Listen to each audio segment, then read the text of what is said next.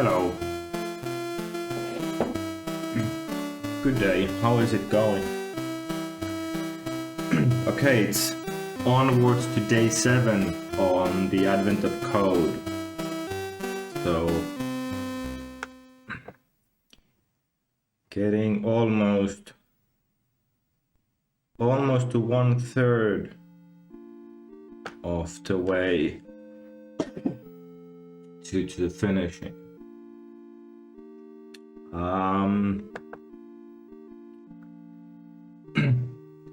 Yeah, yesterday was an easy puzzle, which was, well, kind of fun because it let me focus on a number of Commodore 64 specific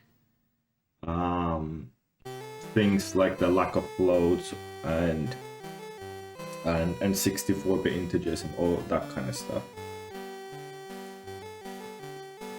I was watching back the recording yesterday and I realized that so productivity is still the name of the game. I mean, it's such a boring word, but it really is true because yeah, when you're working on an old computer like this, whenever things really start to drag down, you lose like dozens of minutes all of a sudden. So it's super important to improve productivity. And one of the things I noticed that I lost a lot of time on is switching between the editor and advent of code client and then back to the editor, which would crash because this restore key mechanism of switching doesn't quite work perfectly for the advent of code client. Then reboot, then start up again, go to the client, and I was typing down the individual like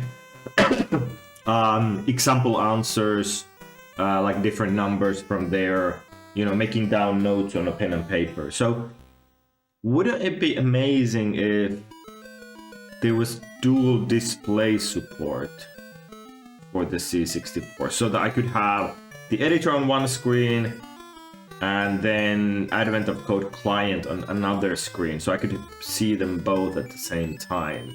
Like, that would be super productive. I wouldn't have to switch between the two programs.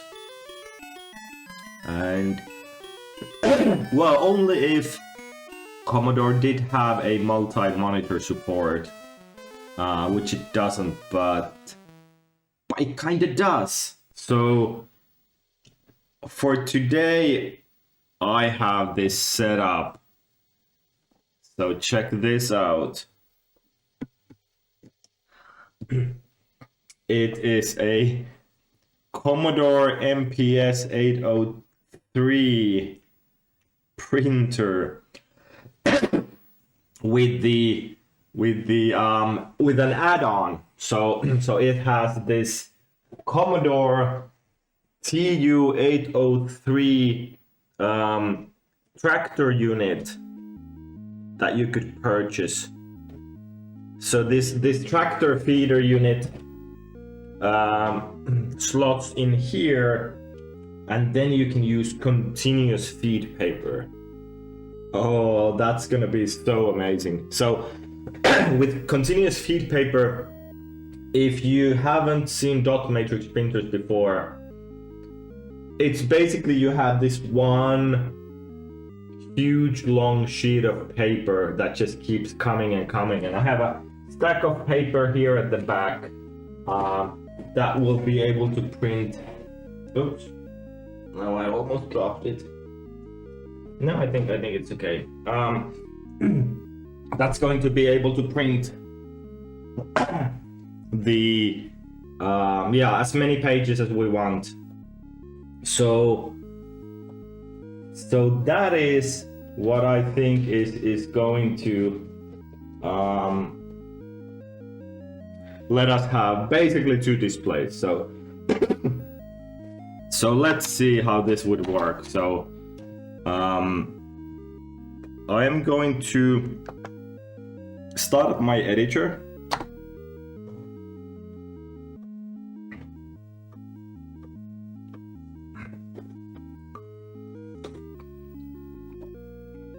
And then here in the editor, I'm going to launch the Advent of Code client, Commodore A.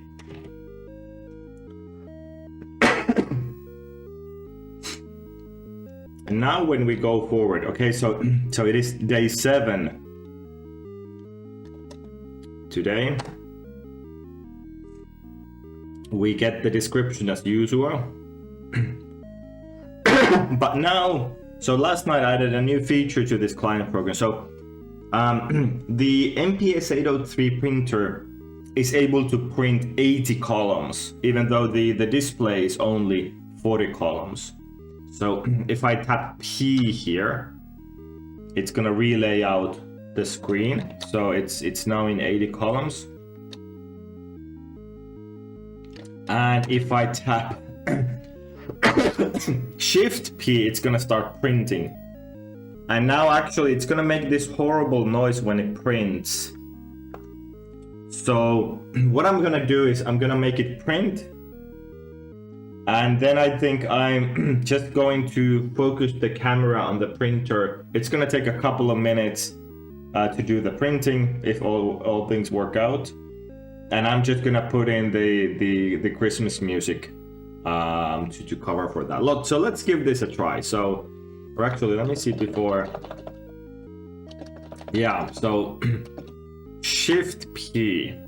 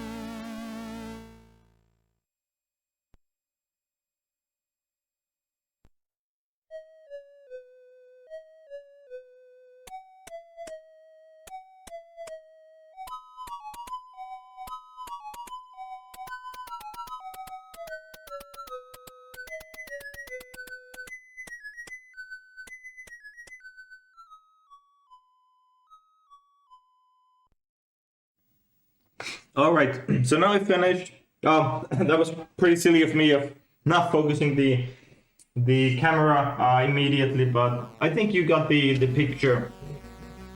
And so then I can feed here. And if I feed this through, I think we go all the way here. Yeah, now I can grab this hairline can get this sheet out. And by the way, I think there is a big design flaw in this printer, because now when I tore out that sheet, I cannot really feed this back in. I cannot start printing here at the beginning of this line because this printer, what are these called? Like this tractor, is it sprockets or whatever the word is? Like they only come up in here. So if I feed this now down, it is going to release this paper. So it's not necessarily going to print. So basically, whenever I tear a page, I tear a cut, I have to feed. Oh, actually, let me do this. I think there's a little bit of misalignment. Okay. So I have to feed one full page. Oh no, this is getting. Well, actually, I don't think we're gonna mind, because the second part is gonna print. So I'm just gonna print it actually right after this. But it's not gonna be like aligned at the beginning of a page, so it's gonna waste quite a bit. But anyways, so this way we get a super nice print out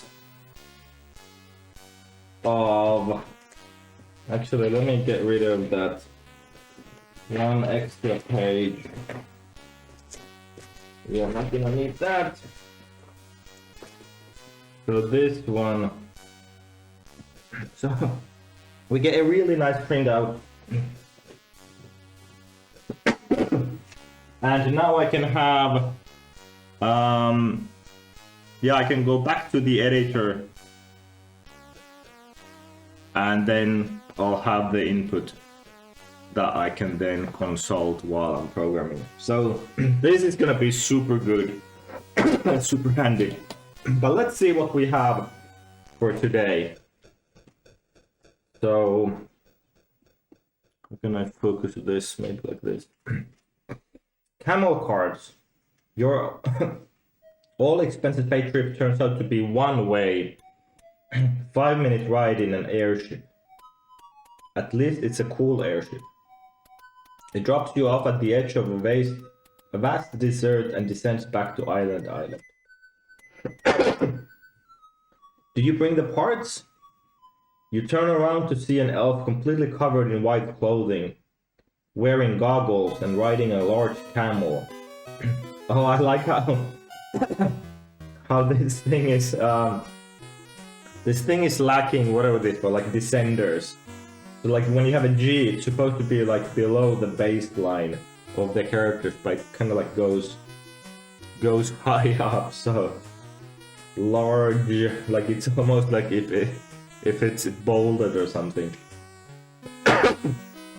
Same for like P and Y. Did you bring the parts? She asked again, louder this time. You aren't sure what parts she's looking for. You're here to figure out why the sand stopped. The parts for the sand. Yes, come with me, I'll show you. She beckons you onto the camel. After riding a bit across the sands of Desert Island, you can see what look like very large rocks covering half of the horizon. The elf explains that the rocks are all along the part of the desert island that's directly above Island, making it hard to even get there. Normally they use big machines to move the rocks and filter the sand, but the machines have broken down because Desert Island recently stopped receiving the parts they need to fix the machines. You've already assumed it'll be your job to figure out why the parts stopped when she asks if you can help. You agree automatically. He's also kind of funny. Because the journey will take a few days, she offers to teach you the game of camel cards. Camel Cars is sort of similar to poker, except it's designed to be easy to play while riding a camel. Okay. In Camel Cards, you get a list of hands, and your goal is to order them based on the strength of each hand. Oh! We're ranking poker hands? Okay. A hand consists of 5 cards labeled one of A, K, Queen, J. Oh, what is this? Oh crap, this is not that clear. I? Uppercase I, is that it? T. Oh, that's a T, okay. Oh. T. 9, 8, 7, 6, 5, 4, 3, or 2. So ace is high. The relative strength of each card follows this order, where A is the highest and 2 is the low. Every hand is exactly one type, from strongest to weakest they are 5 of a kind, 4 of a kind, full house, 3 of a kind, 2 pair, 1 pair high card. Okay, so we don't have straights, we don't have flushes.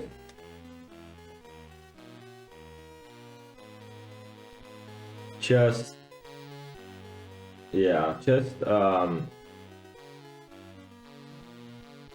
multiples. Hands are primarily ordered based on type. For example, every full house is stronger than any 3 of a kind. Yeah. If 2 hands have the same type, a second ordering rule takes effect. Start by comparing the first card in each hand. If these are different, the hand with the stronger first card is going to... Okay, so we have a tie break rule with a lexicographic ordering.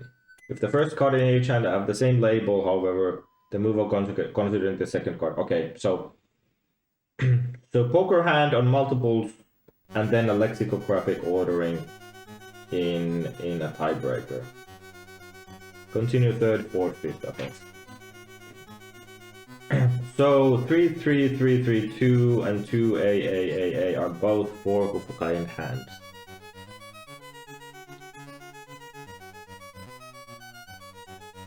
Oh!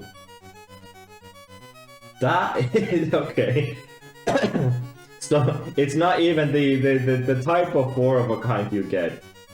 But 3, 3, 3, 3, 2 is stronger because its first card is stronger. I'd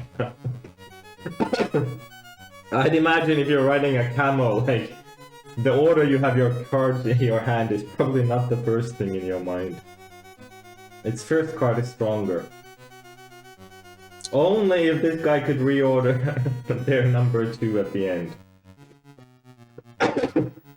Similarly, 7, 8, 7, 7, 8, both a full house.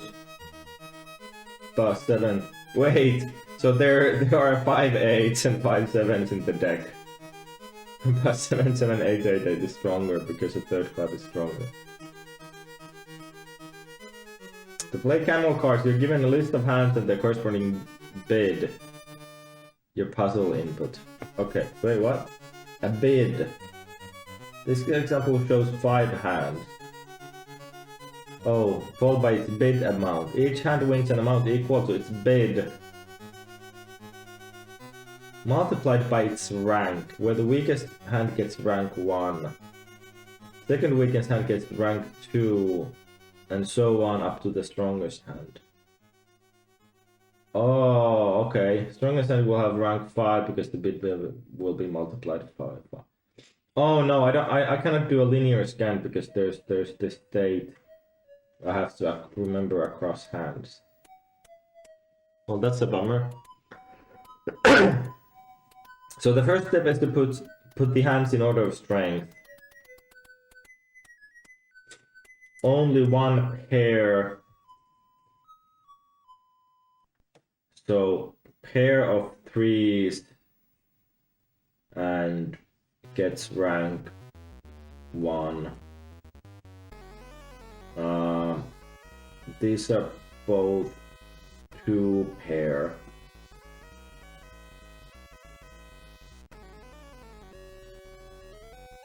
So rank 3 and rank 2.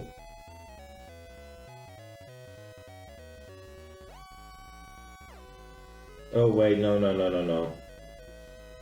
These are yeah, this white on black is not that easy to read, so let me see. So that's a 2 pair, and this one is, so these two are 2 pairs, and here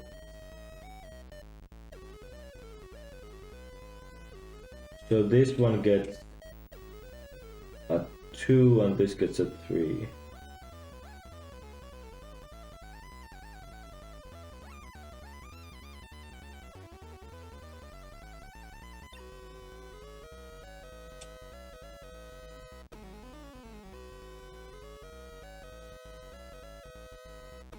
No, the other way around. This is a 2 and this is a 3, yeah. And then T55J5, 3 of a kind. So this is a 5 and this is a 4. Okay, so that was pretty messy. So the order is 5, 2, 3, 4, 1. So then multiply the winnings.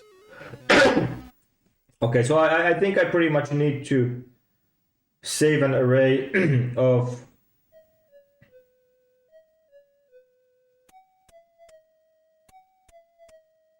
and I need to sort.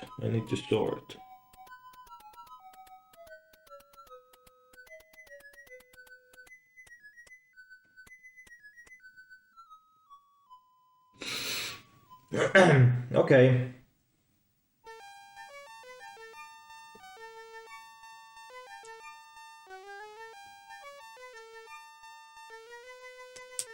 Okay.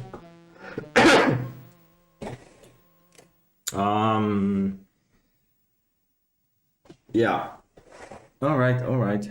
So let's save the puzzle input.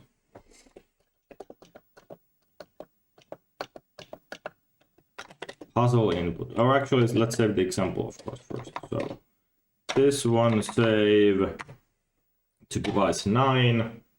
So to this top disk drive. Enter file name 2023.example7.txt.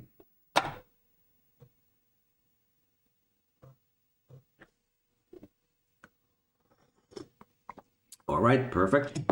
And then puzzle input. Save to device 9.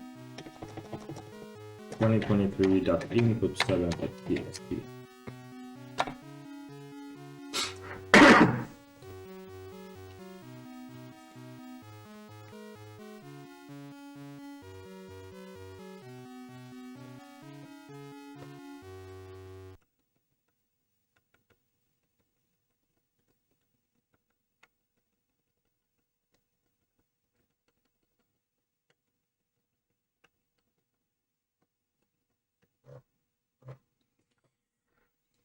So am I going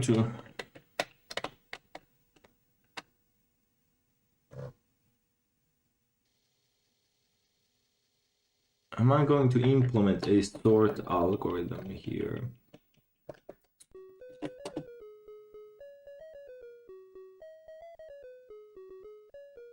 Okay, so there are like 25, 50, 75, 100, 25, 50, 75, 100, 200, 25, 50, 75, 100, 300, 25, 50, 75, 4, 5, 6, 7, 8, 9. There's 1,000 hands. Okay, so there's about like 1,050 hands.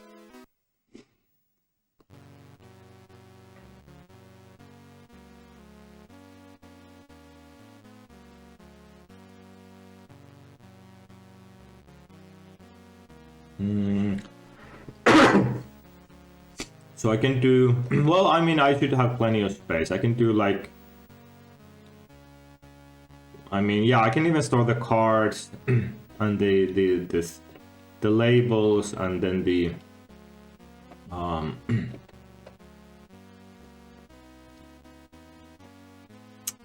yeah, okay, perfect. So let's try restore. Okay, now it worked. So I'm thinking we have these different labels. 5 of a kind, 4 of a kind, full house, 3, 2, 1, high card. So there's 1, 2, 3, 4, 5, 6, 7 of these. 7 of these different 7 of these different labels. And then we have the tiebreaker.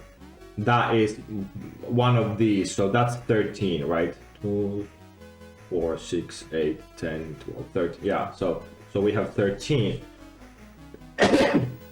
So I can so basically I can reduce every hand, like the strength of every hand, into a single 8-bit number, where the high 4 bits, I mean a 7-bit number would even suffice. So I would have the high 4 bits to be this strength, and then the low 4 bits be this one. So if I do a struct of let's say bid, and then I do U8 strength of the hand, and then there was U16 amount. Then if I sort this, like if I have,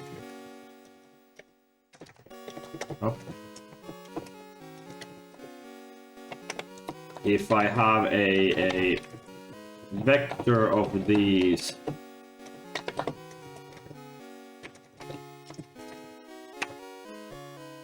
I can then sort this after parsing.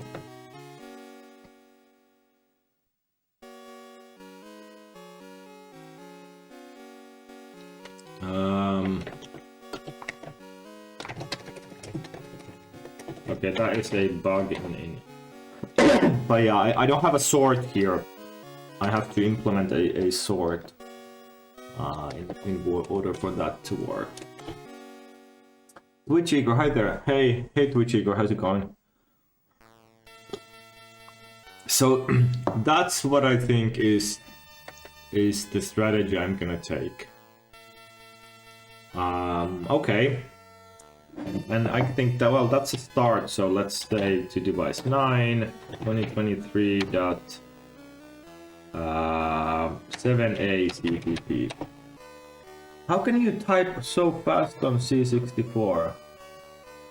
I mean, it is a QWERTY keyboard, like a regular keyboard. Like the only tricky part with this are the arrow keys, because it doesn't have like the traditional arrow key layout, but there's like these two arrow keys. Like this one goes down, this one goes right, and then if I do shift, this goes up, and this goes left. So it doesn't have like the arrow key, so you have to kind of like change your mind, or like rewire your brain to use these arrow keys. But after that, it's kind of, you know, like familiar territory. Like the key layout is like on a PC or otherwise.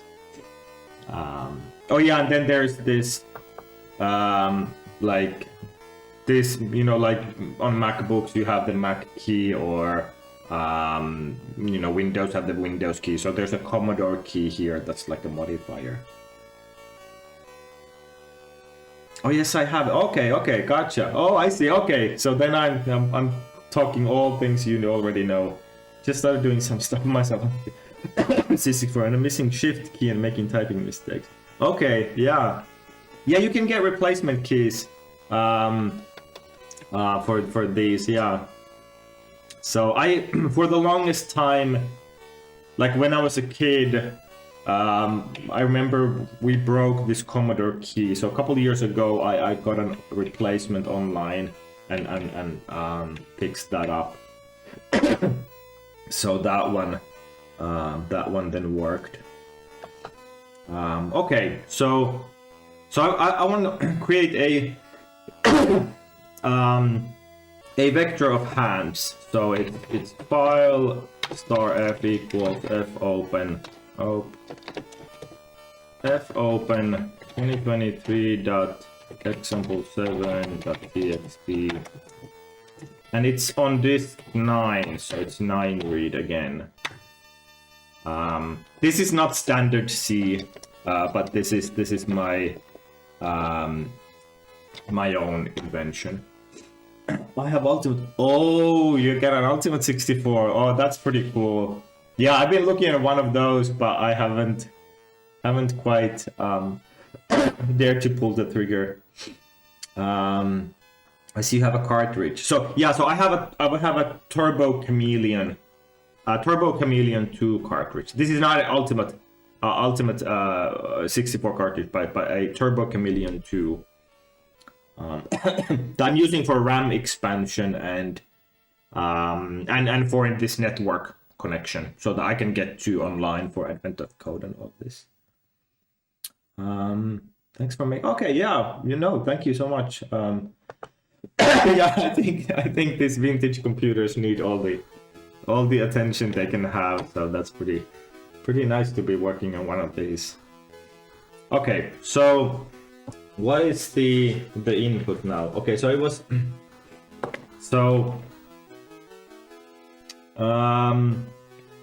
char string. I'm gonna read this by strings. So let's do like 40. That's plenty. While f gets string size of string from file.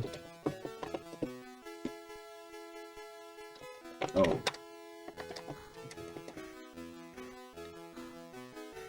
So I'm just gonna do a very hard break here, so I can do hand equals and then bid equals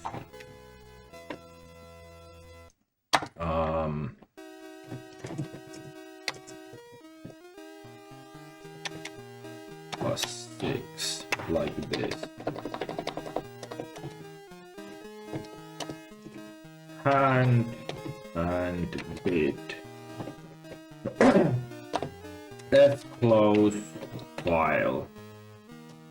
Okay, so this should parse the hands and print them out. Let's see if this works. Oh, perfect. Okay, so we now got the hands and then the bids. And now I need a function that creates this U8 evaluation of a hand.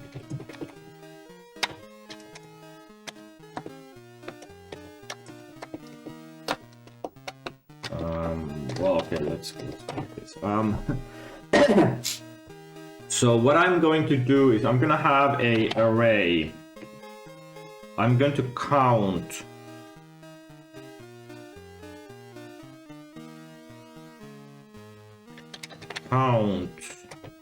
for all the 13 phase values.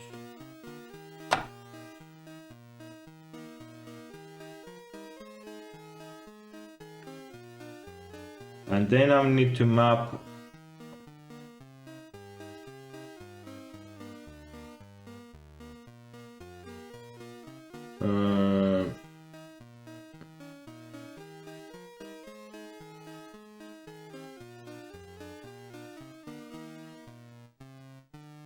do I need to sort this one as well? I'd rather not. So let me see. 5 of a kind, 4 of a kind.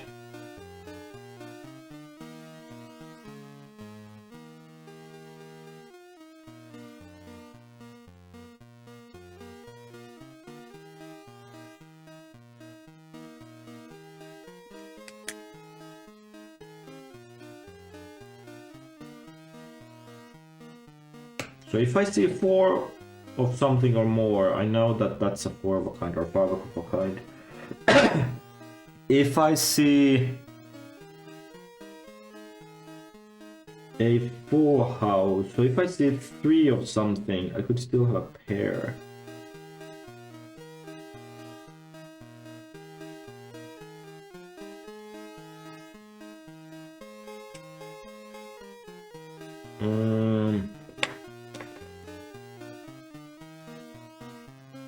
Okay, yeah, let's just do this simple way. Okay.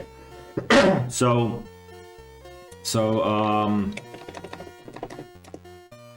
while and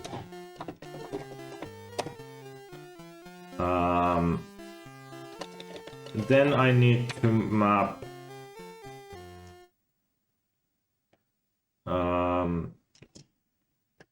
I need to get the index of a card. So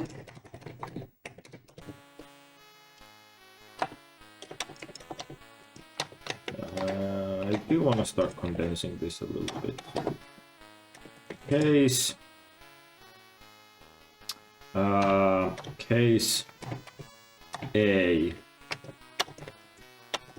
We can 14. Well, actually, do I want to do from 0 to... Yeah, that's what I want to do. So ace is then 12. Case king is gonna be 11. Case queen is gonna be it's gonna be 10. Case jack is gonna be 9. Case 10 is gonna be 8. Then default is gonna be ch minus 2. I am not going to have invalid characters here, so so this is always gonna be a number case. Okay, so count index of and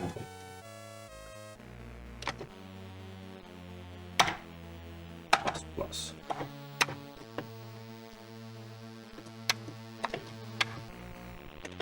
And this needs to be 0 initialized.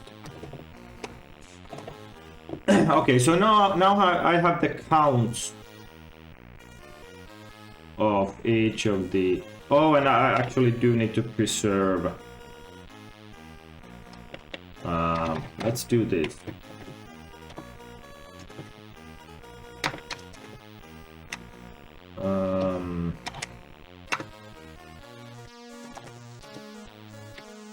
So this works better.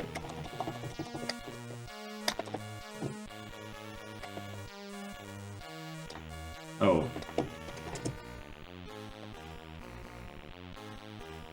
Okay, save.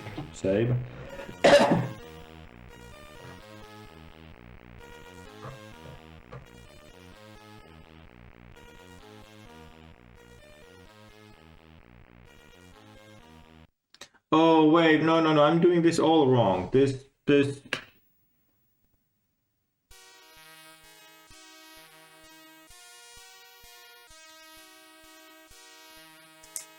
No, I cannot just reduce. I was talking craft here, so I cannot just reduce to a U8 because I do need to go pairwise. I do need to go pairwise through potentially all the five values. Ah, okay.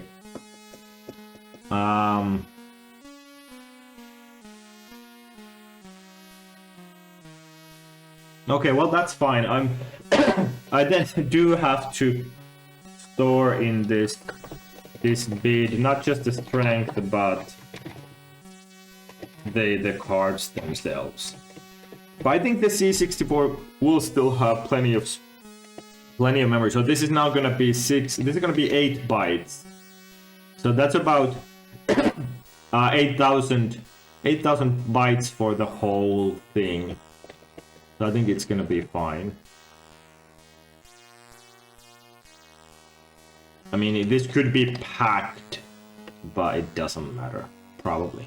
The sorting is, I mean, well, that's probably not gonna matter either. Okay, so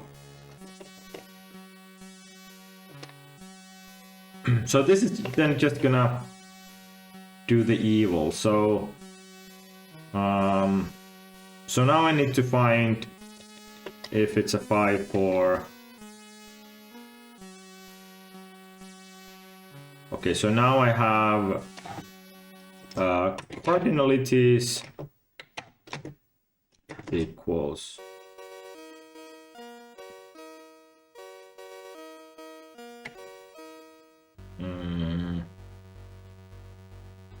no. 4 int I from 0 up, int I from 0 until 13 plus I. If count I equals 5, return. That's 5 of a kind, so that's 7. I could do like defines or enums, but not today. Else if count I equals 4, return 6. Because now I know that there is not gonna be room to get a 5 of a kind, so I don't need to scan any further. Else if count I equals 3. So if I get 3 of something, then there is a question of do I have a like is it a full house or is it just a 3? So I'm gonna do bool find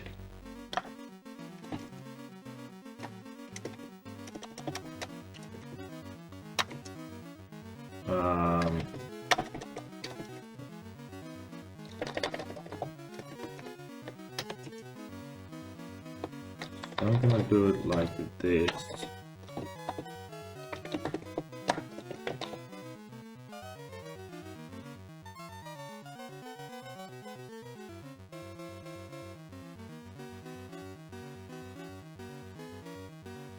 No, I'm not. No, I'm not. The same loop is gonna handle that. So bool 3 2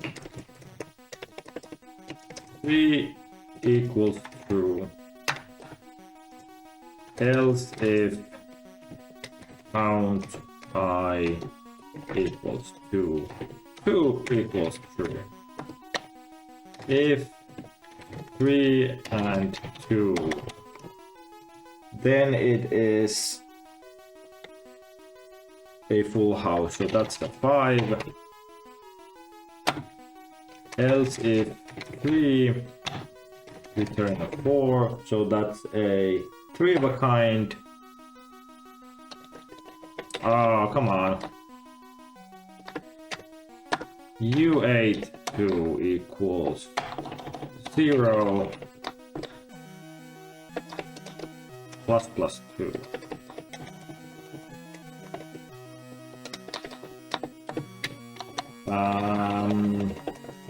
Else if 2 equals 2, return. So that's 2 pairs. Else if 2, return 2.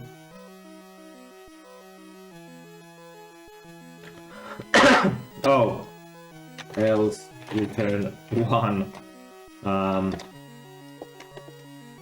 Okay. No, I do want them to start from 0, so 6, 5, 4, 3, 2, 1, 0.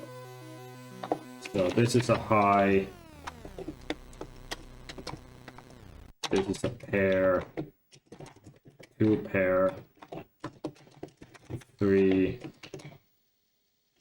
Full house. 5. Yeah.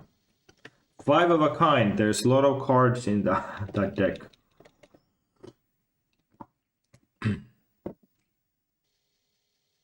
Okay, so now I have a hand evaluator.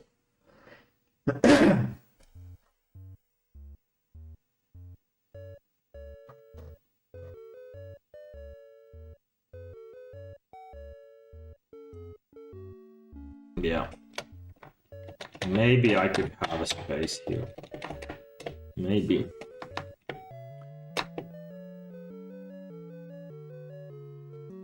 Okay.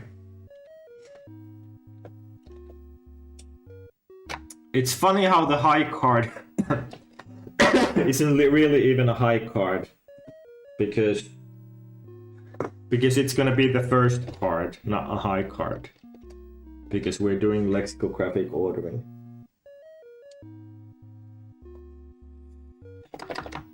Yeah. Okay. So, bid. Oh, I have a bid here. Amount. So bid B equals.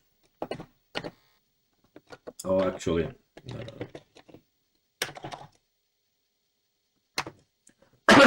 So B strength equals eval the hand bid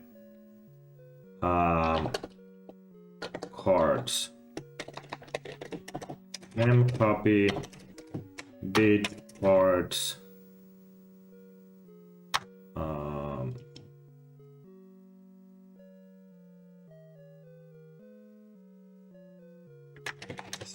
string file. I was just thinking if I want to have the null terminator in there, but maybe I don't need that. And then bid amount equals HOI string plus 6. So we have string bid amount. This is the strength of the hand. Bid strength. And then hands push bid. Okay. So now I have a vector with all the hands in it that have been ranked. Let's see how this works.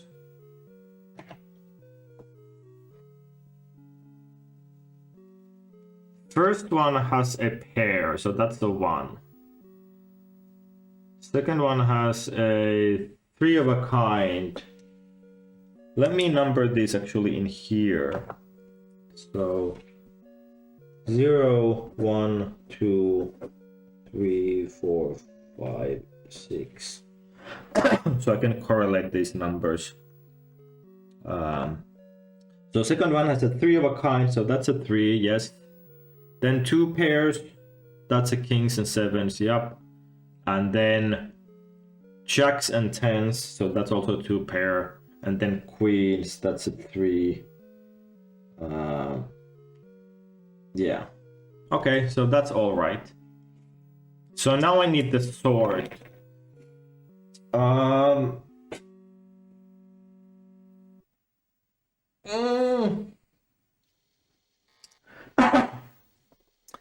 I guess I am implementing a quick sort. Or can I cheat my way somehow?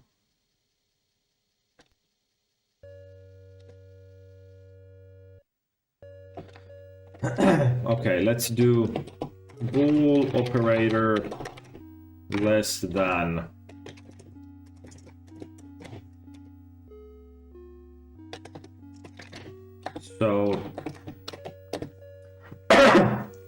So how do we compare 2 hands?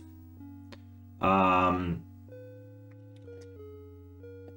want the better hand to come earlier. So if strength is not equal to R strength, return strength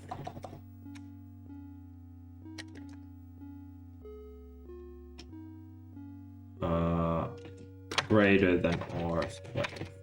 So if this is a better hand,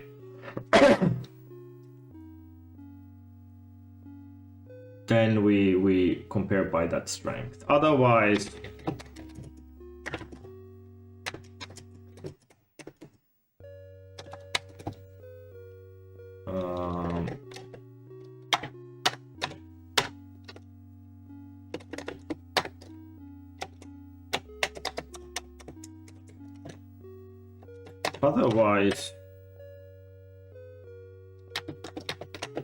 we need to compare the face values.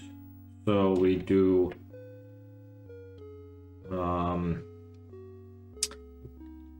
this value equals index of cards I, and then the other value is index of R cards.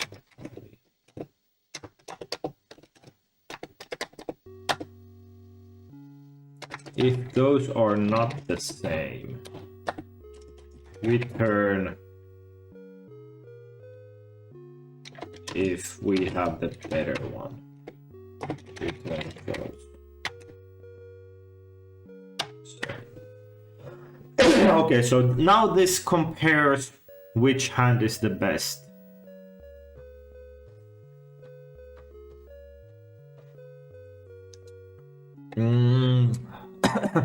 I do have quicksort implementations and others, but no, let's practice in implementing a quicksort. Template type name t void quicksort. There's actually a C library function as well, but this is how we're gonna do it. T array and int n.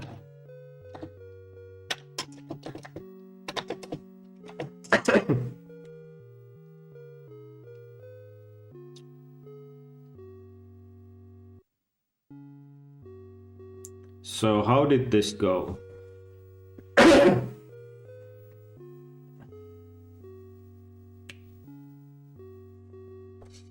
We take a pivot. Pivot equals array 0. And then we go through the rest of the array.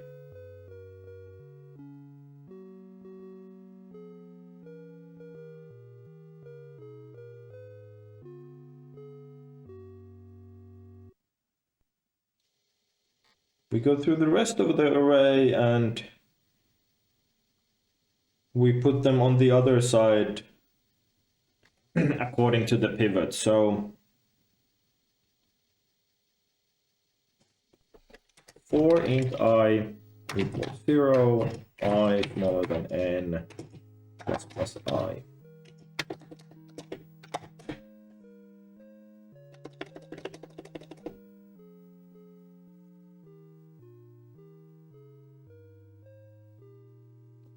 If, but not from 0, from 1, and then we need to keep track of where we are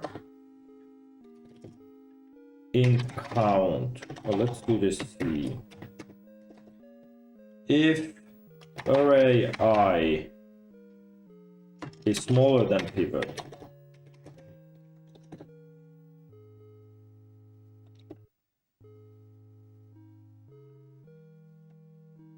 then it should come to the left. So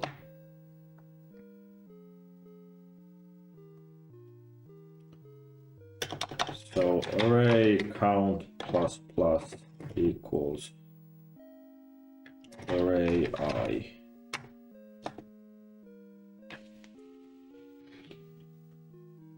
So we look at the, so I'm taking the first thing out from the array. So this is now free to write. So we look at the element. If it should be before pivot.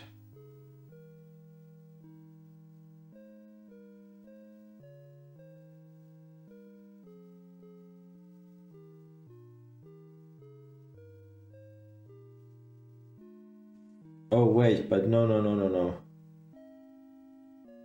How was this?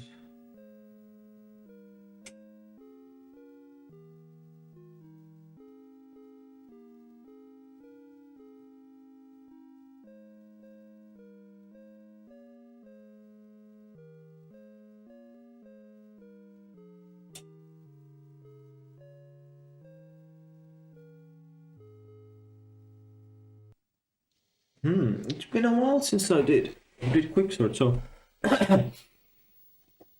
array smaller than pivot. I could write it here.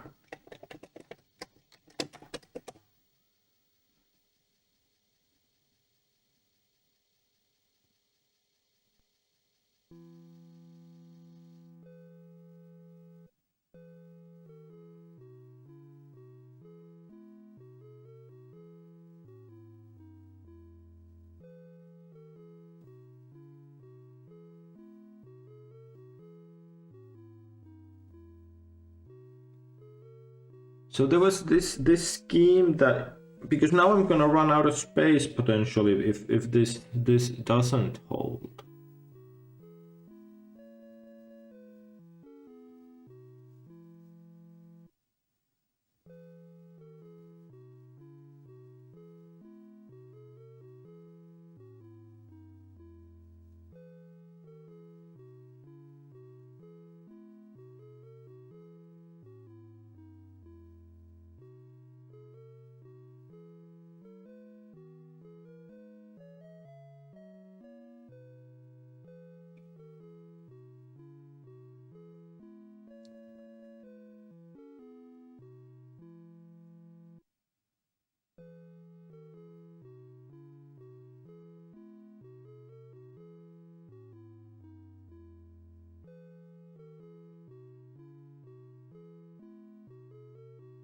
Because otherwise I would like to leave it in place. No, there was some kind of swap trick.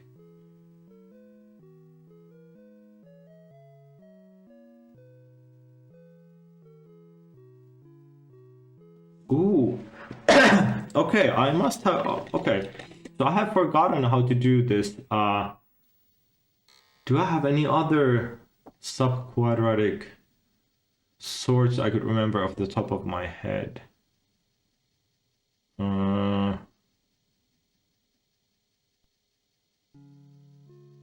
Heap sort, but then I would have to do a min heap.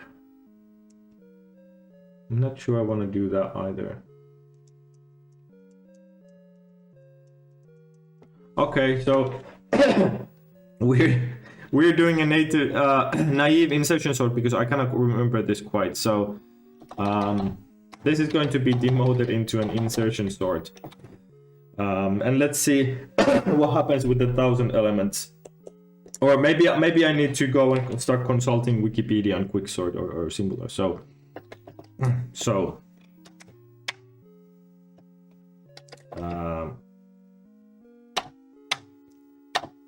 I equals 1 I smaller than n plus I, and for j equals I minus 1 j smaller where they go 0 minus j.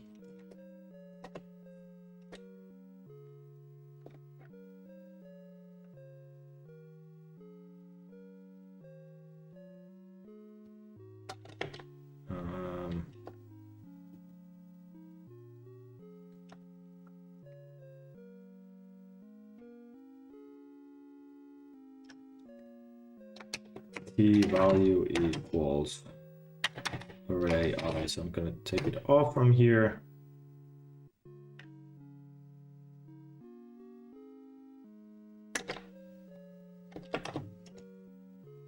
If array j, or if value is smaller than array j,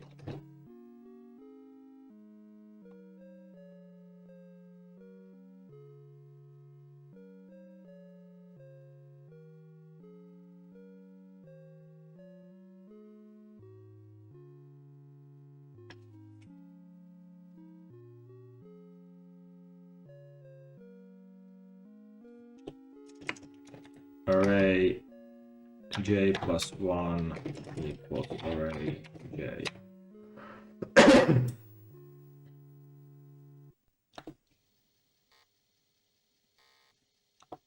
Else break. Else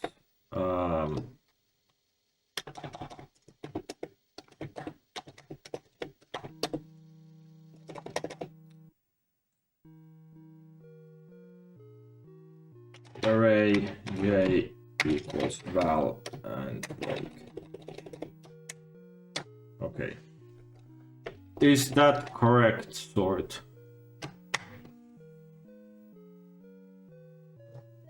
Oh, I think I have my proxy server has again hung. So I did some debugging yesterday for this scenario.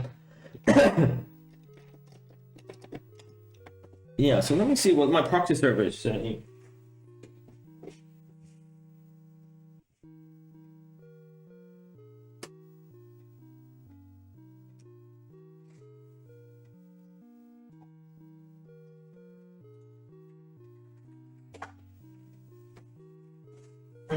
Seems like LLVM compiler has hung.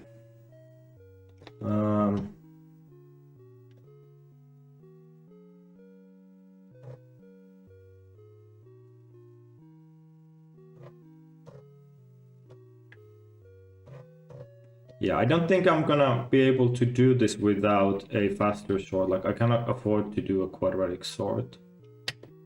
27A. So I need to reload because I restarted my proxy server. So it's saying that the LLVM compiler has hung or like stalled somehow. Okay, so now it's compiled. Cool. All right, so now I have an integer sort. So I should be able to sort this. Ooh, I'm super low on memory. On this now. And then I do integer sort and data and size.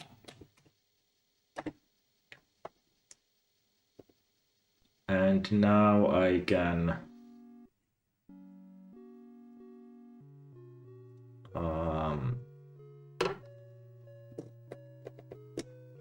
compute the result. So what was the result about? So the result is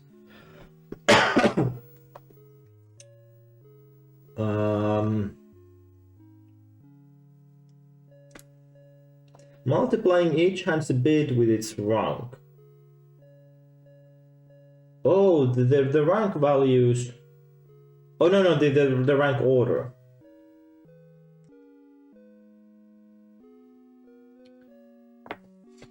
So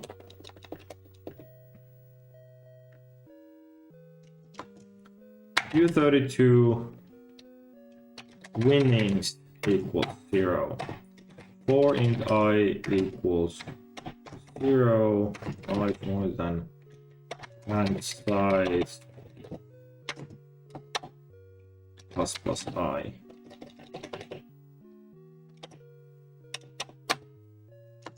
Winnings plus equals, so that's the bid and I bid times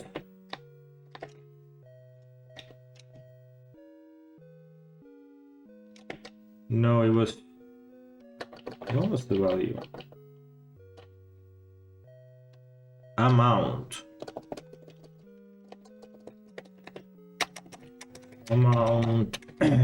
times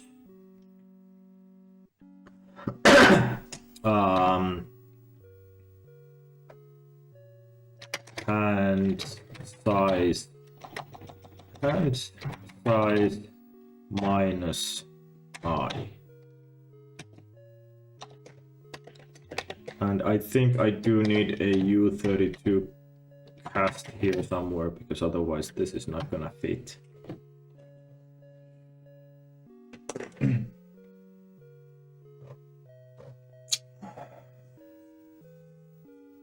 Oh, why can't I remember quicksort? So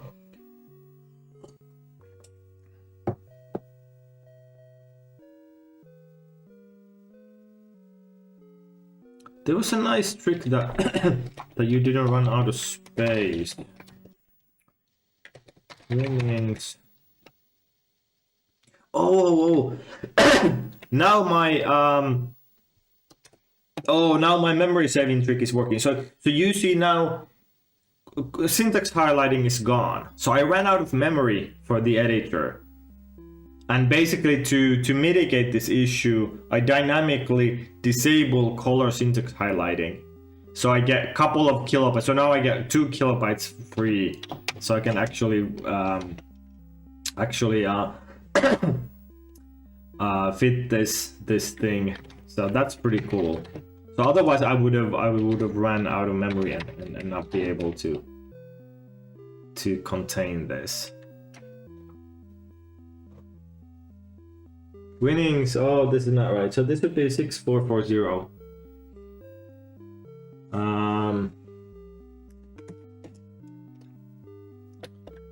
Okay.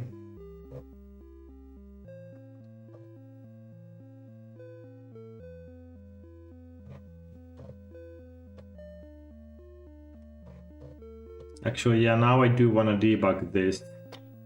So I am going to do string copy for this so that I can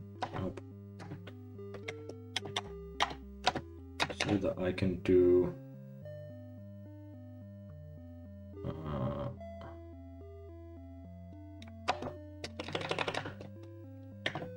I can move this here like this, and then I do need to now make this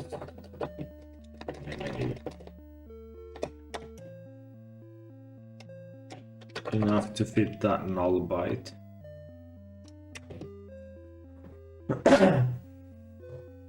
What was the trick?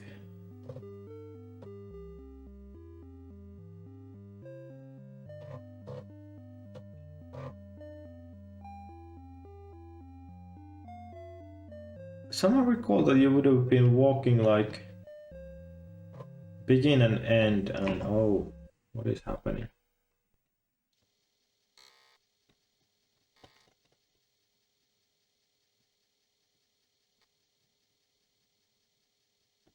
Why isn't this now printing anything?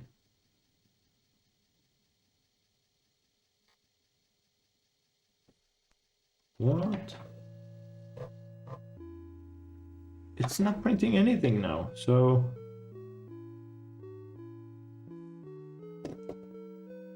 Did I hit a glitch of some kind?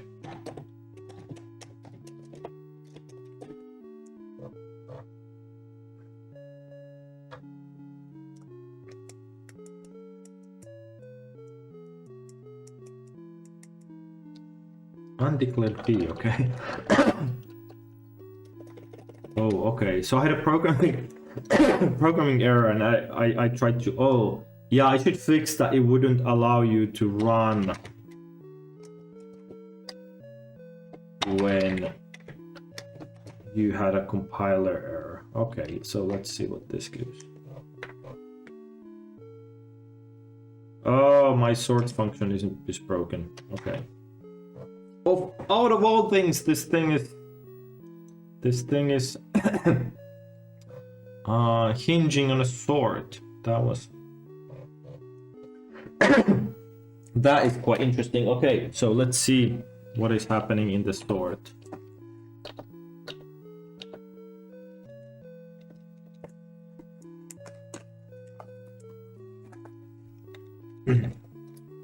I from 1 to n. So, so we start here. Array 0 is in place. We take array 1. J equals I minus 1.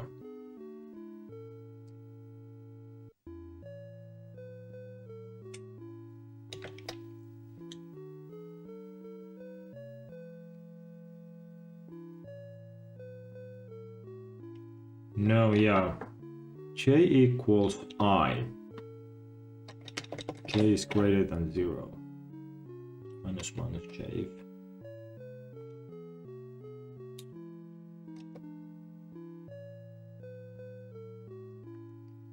Or no, maybe. Okay. Yeah, probably this didn't do anything.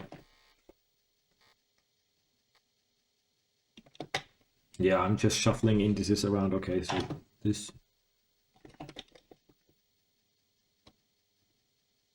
Oh, but... Huh.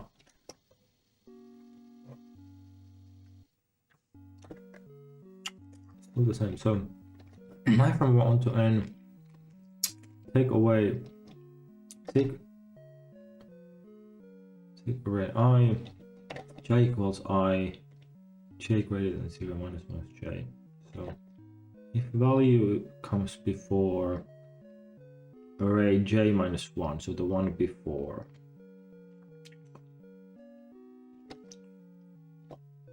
array j goes to here.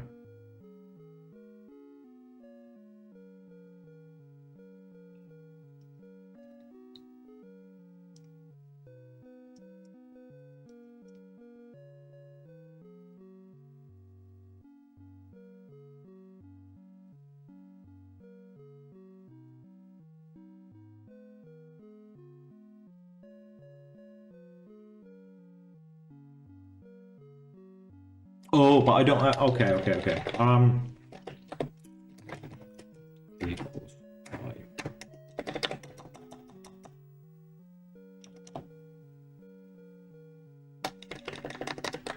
Array j equals value.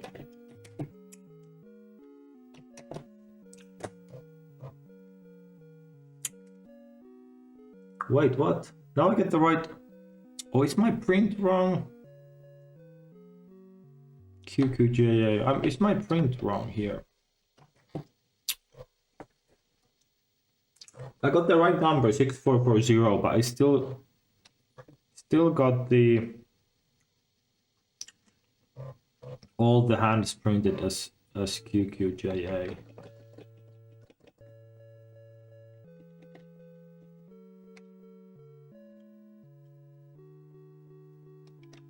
Oh, what an idiot. Can't I cards?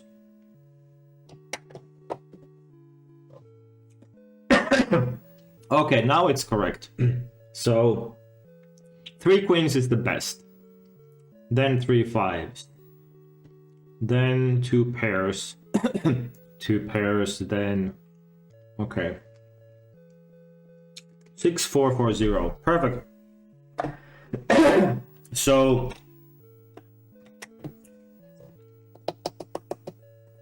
I think I have now a proper correct program, but the issue is that my quadratic sort is not gonna finish on on 1,000 numbers on a C64. So if I go to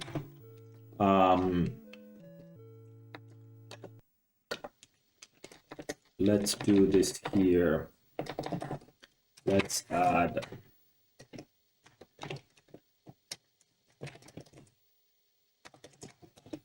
okay, if I add this kind of debug print,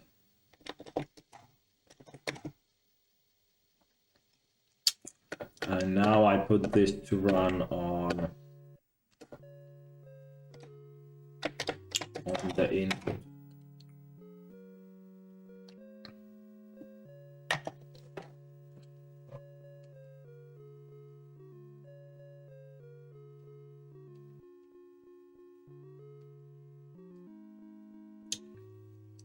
So now it's reading the 1,000 cards.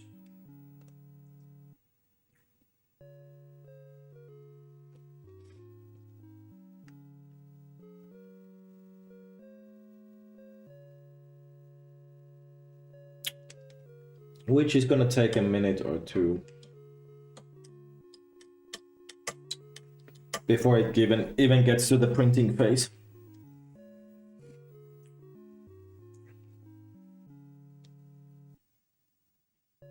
But yeah, this is gonna take ages.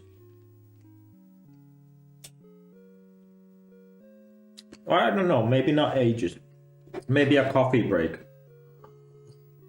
Although those numbers are gonna get slower down. Yeah, as things grow. Yeah, I need to do homework on my quick sort.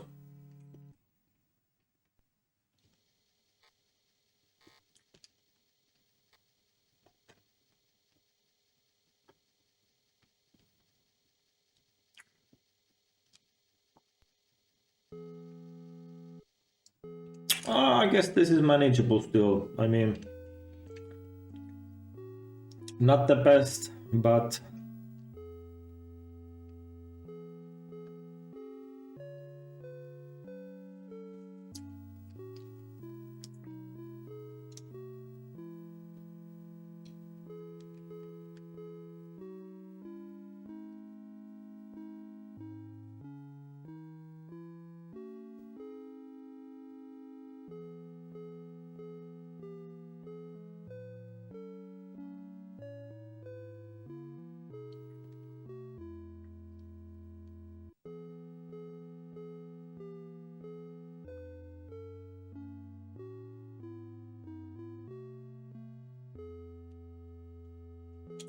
so I recall there was like you had like a begin pointer and then an end pointer that come from the start and the end of the array. You compare against pivot.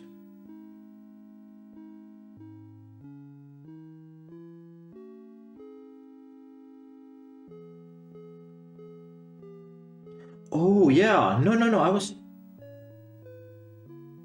Yeah, you start scanning the array from begin to end. And if the value is smaller than the pivot, it's in the right spot, you move on. If it's not, you swap with the last and you don't advance. Okay, no, I think I know how to do that. I think I know how to do that.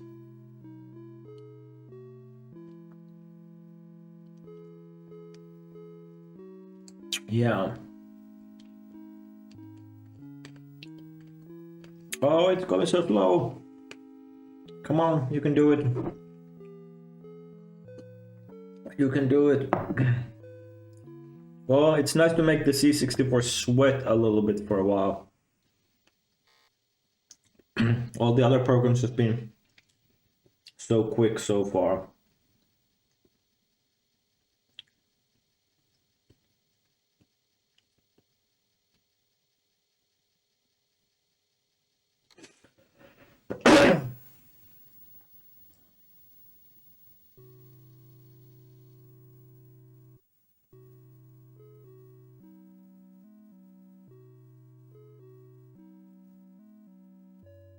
Almost there. Almost there. You can do it. You can do it. Go, go, go.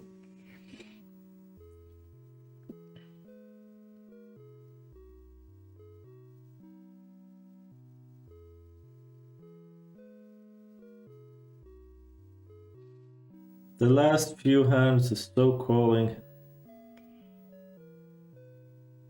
And then I probably overflow somewhere. Maybe.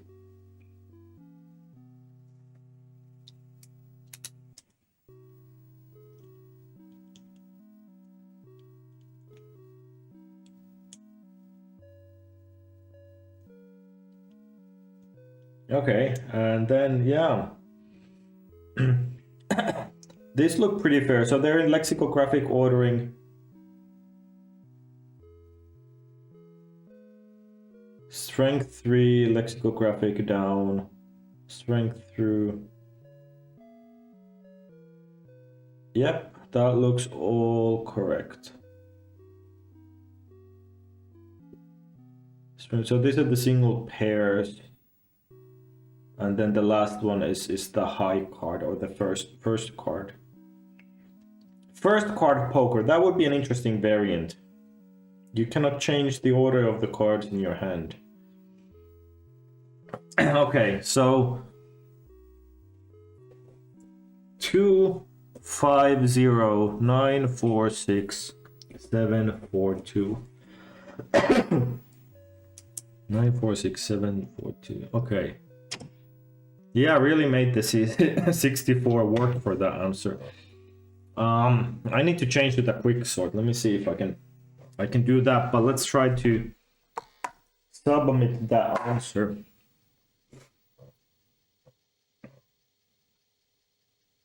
Okay, so Command A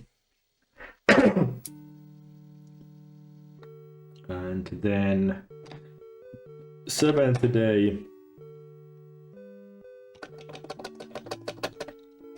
Answer 250 946 742.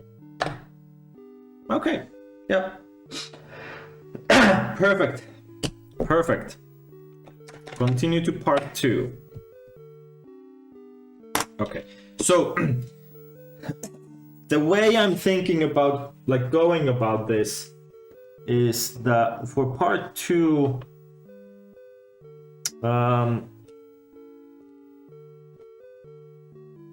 I have this way, so I can now paint these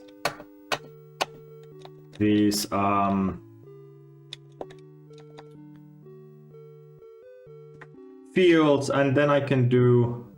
Oh no! Actually no, because I need to switch to. Yeah, I need to press P to get to the 80 columns mode, and now I paint.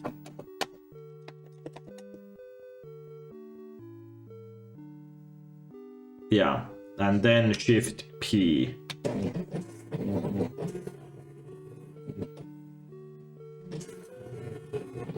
So I'm also going to just mute this for a moment.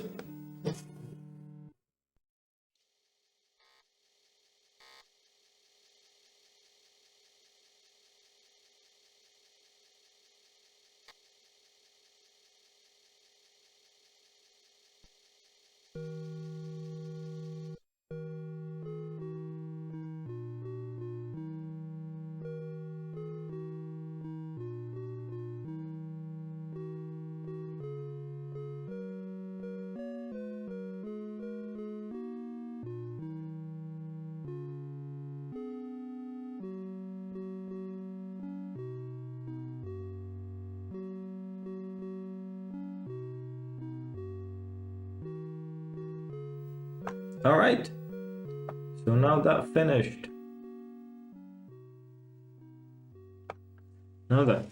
So let's get this out.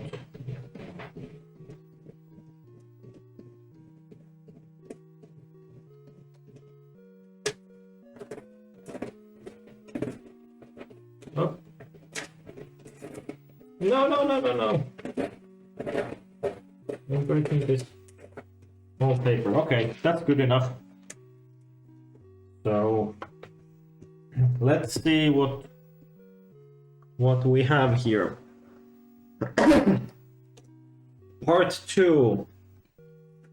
To make things a little more interesting, the elf introduces one additional rule. Now J cards are jokers. Wild cards that can act like whatever card would make the hand the strongest type possible. To balance this, J cards are now the weakest individual cards. Weaker even than 2. The other cards stay in the same order. Ace, King, Queen, 10. Okay. So J is now the worst. J cards can pretend to be whatever card is best for the purpose of determining hand type. For example, Queen JJ Queen 2 is now considered 4 of a kind. However, for the purposes of breaking ties between two hands of the same type, J is always treated. Wait, what? J is always treated as J. Not the card it's pretending to be. JKKK2 is weaker than... Okay, yeah, Q Queens because J is weaker than Queen. Okay, so now we get the the new ordering. Okay, so we get jokers. Cool. All right, so restore, go back. Oh, that worked. So let's manage some jokers here. Actually, before I do that, so Control Shift save 9.7b.cpp. Oh, this drive is making a weird noise. Oh, that's the resonance. Oh, that is just resonance from the plastic. Interesting. Okay, nothing to worry about. Okay, so how much memory do I have? I have only 600 bytes. Actually, what I'm gonna do, oops.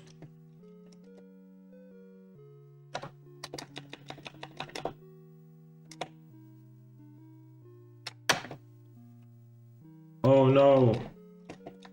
Oh no, I'm running out of memory. I cannot move this. Oh no. Okay. So we are back in janky land because my editor doesn't have enough memory available. So have you ever programmed something and you need to use pure characters because you don't have enough RAM for containing your document? Let's get rid of this.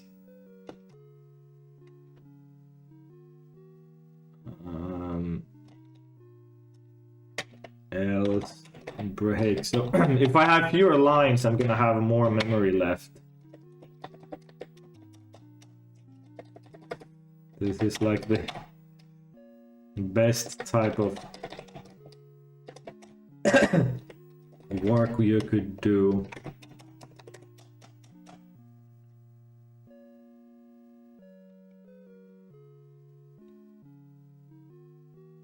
Okay.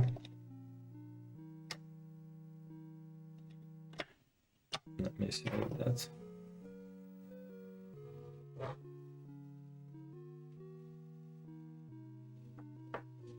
Oh, I need to glue the plastic somehow. It's making a weird resonance noise when I save. Okay. How much memory do I have now? I have 900 bytes. So let's see if I now cut this. It's still running out of memory. No. Our hand eval is here. 2 equals 0.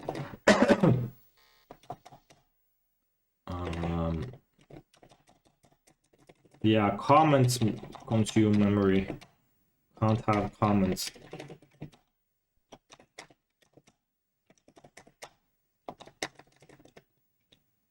Oh, and these else's are redundant.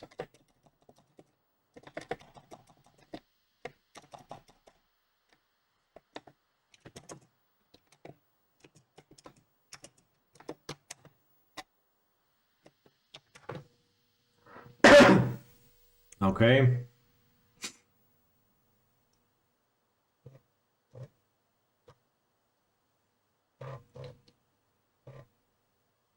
That gratuitous space bar, no, we don't have room for that. We don't have room for this either.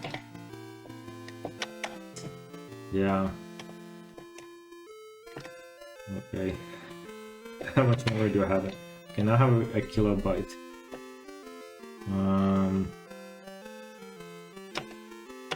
Yeah, what I want to do is move that. We don't need this declaration. Let's see.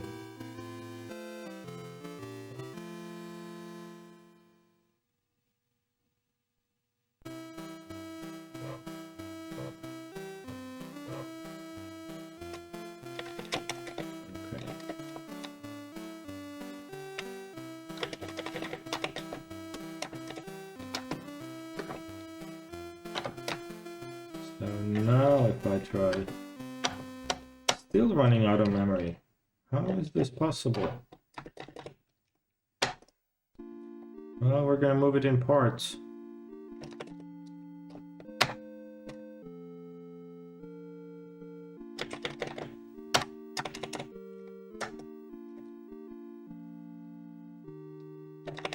Okay, go here.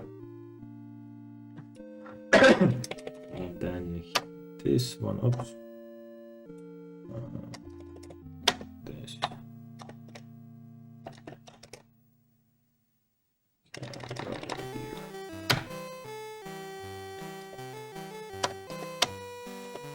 Okay.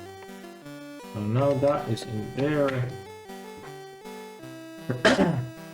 Yeah, I wish I had a great solution. I would probably need a couple of weeks more time before the advent of code to improve this memory situation, but it is what it is. 1 kilobyte free.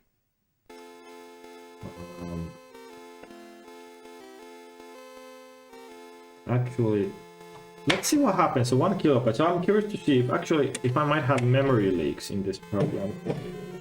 So if I restart and rerun, is that gonna help this situation?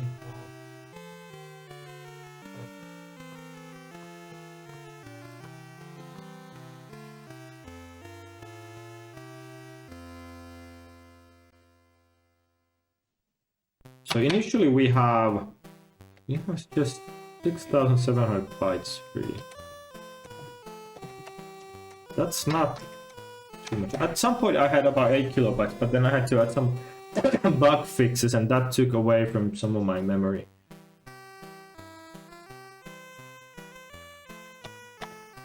Okay, I have 2 kilobytes, so I have lost about 1 kilobyte while editing, either to fragmentation or something else. So I'm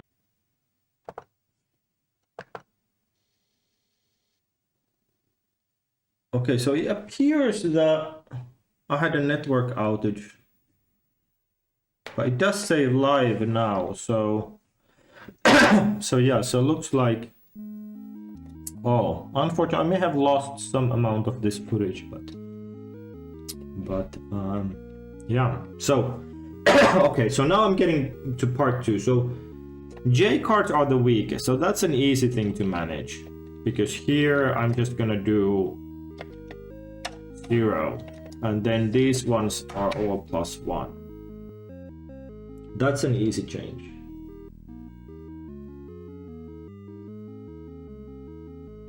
Oh no, but I do need to change. This is now a 9 also. Yeah, okay. So I have this one sorted out, but then the wild cards. So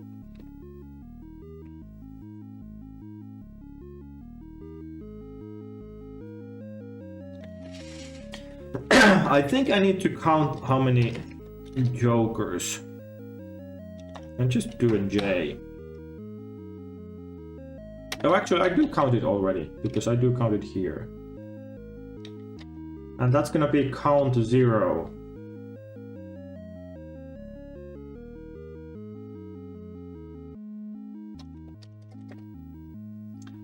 Let me condense this. I just want to make this shorter so it fits on the 40 lines. Okay, so if count I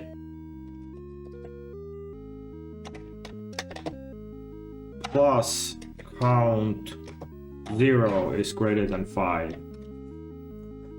So go through all cards except jokers. If we have enough of those cards plus jokers to make a 5 of a kind,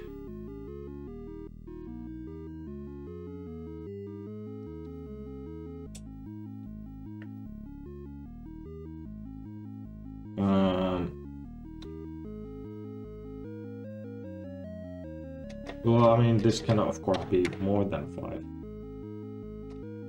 Otherwise, does this still hold?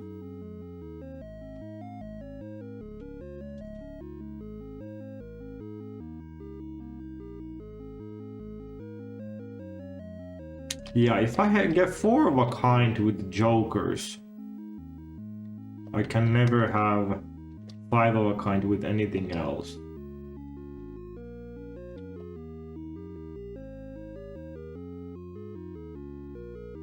But this is now not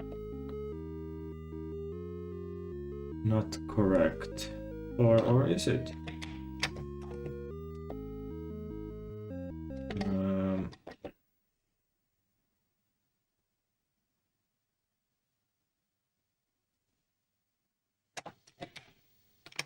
I am not quite sure if this goes right. Because now I'm accumulating these jokers. So I know these 2 lines are definitely correct. If with jokers I have 5, then it's for sure a 5 of kind. If I have 4, then also, but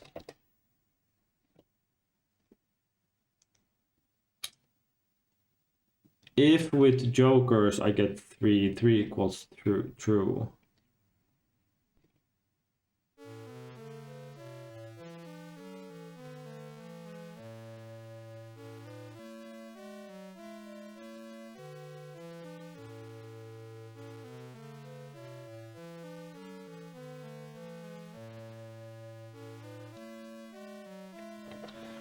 But yeah, now I think I would be accumulating incorrectly. I would also be accumulating... If I get 2 jokers, this is now returning 5. No, that won't work. Okay, so...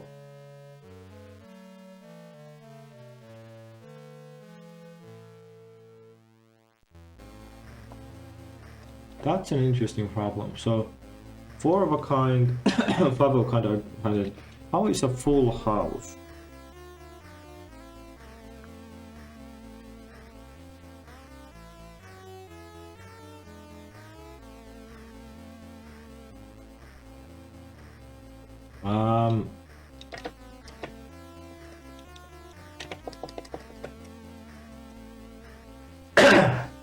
So here's a 3 of a kind without jokers.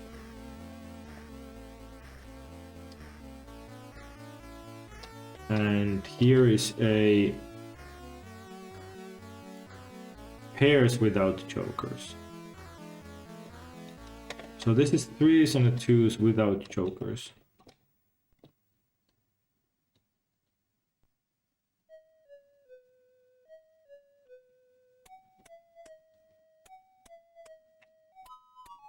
Okay, so if I have a 3 and a 2 without jokers, that's a full house. That's for sure. But then, do I have a full house with jokers? How would that happen? That would happen if... if 2 equals 2, so I have 2 pairs, and I have a joker. That's also a full house. 2 pairs and a joker.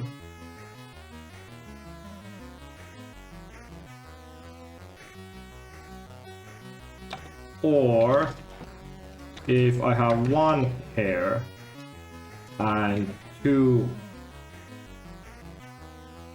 No, if I have 1 pair and 2 jokers, that's a 4 of a kind. That's already handled above. So the only way I can get a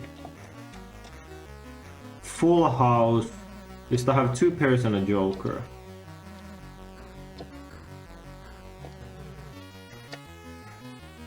Yeah, that's right. Because if I have a pair and two jokers, that's immediately 4 of a kind. Okay. So that's full house handled. Then 3 of a kind. If I get it like without jokers, that's a 3 of a kind. If I have one pair and a joker,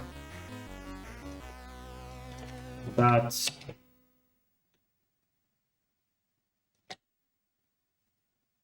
a 3 of a kind as well. And if I have 2 jokers, I would have had 4 of a kind, and it's handled here. So that's also 3 of a kind handled. Then 2 pairs.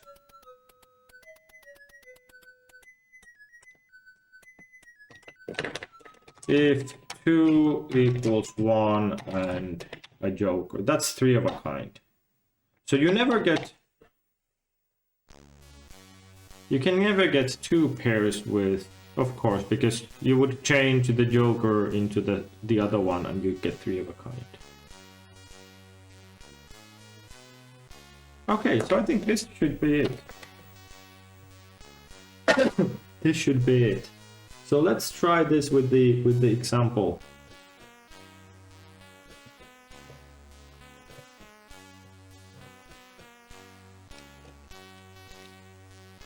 Example 7. What happens?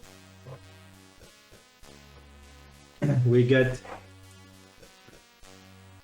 5905. Yes, that is correct. 5905. Okay. And let's run on the input. And now we get to wait again because I didn't know how to do a quick sort on the spot. So I'm gonna get a little bit more coffee. I'll switch this over to the music track for a moment and grab a cup of coffee. I'll be back in about 2 minutes.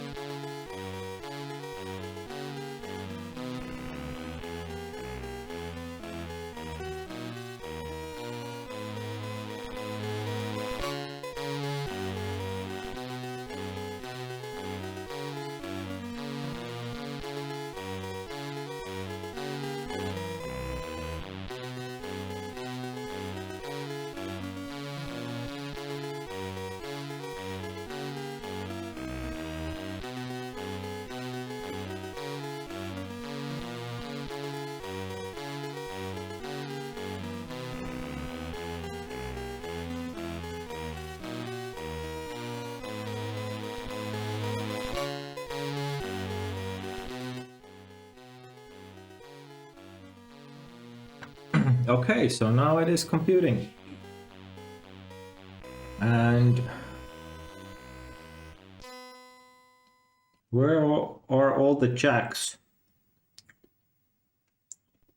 Maybe there are jacks in there.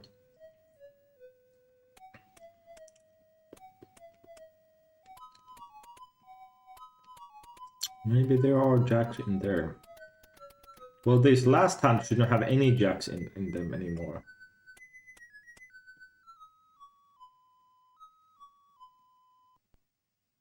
But wait, some of them do. No, that's not correct. Okay, this cannot be correct because the worst hand of all has 2 jacks, which makes it a 3 pair. So this is incorrect altogether.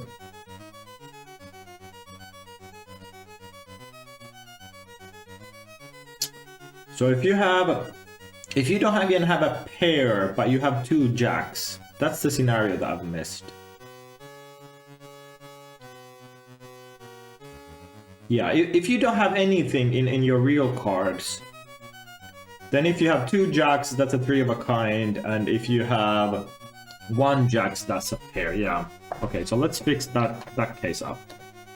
So so here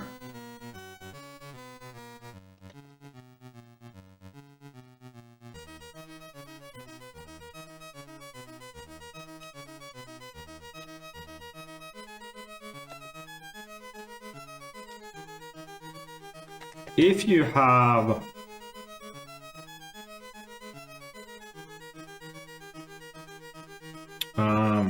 wait, I had 3 before that. If you have 2 of a kind, return 1.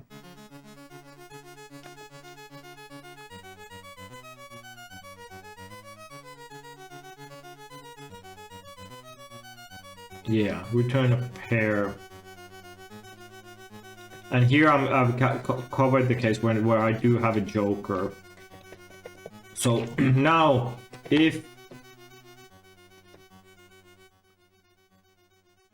okay, what if I have 3 jacks? If I have 3 jacks, that makes it a 4 of a kind that is handled here. So if I have 2 jacks, that's 3 of a kind. And if I have, well, oh, no. Count 0. Count 0 equals 1. Then I have a pair. And otherwise, we return 0.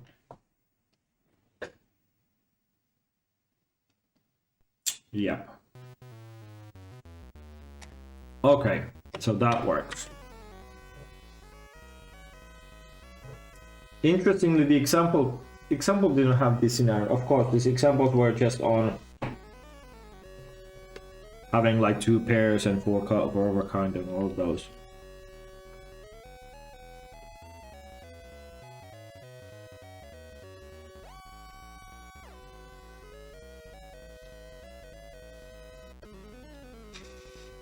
Okay, so, and actually let me restore this.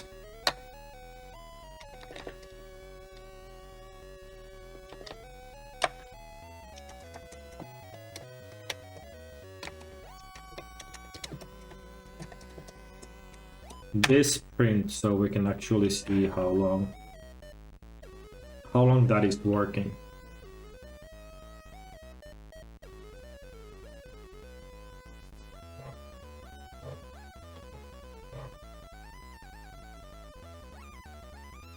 Okay, perfect.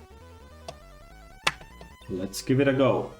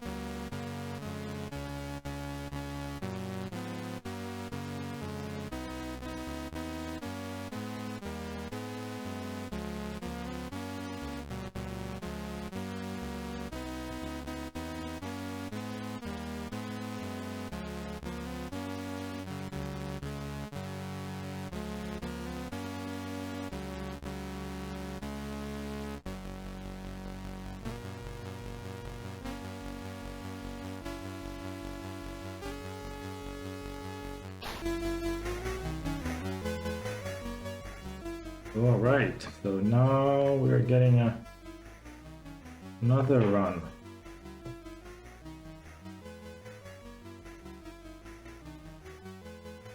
That has a lot of jacks in it as well.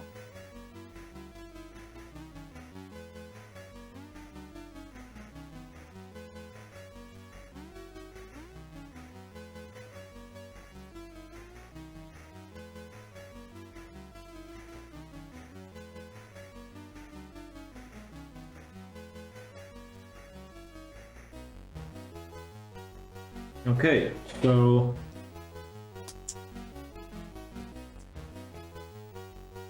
that's almost the same answer, but I mean, like in the same order of magnitude. But I guess that's this could be expected. 2, 5, 1, 8, 6, 7, 8, 6, 7. Oh, there's 8, 6, 7 twice. Well, that's just a meaningless pattern in the noise. Advent of code. Time of truth.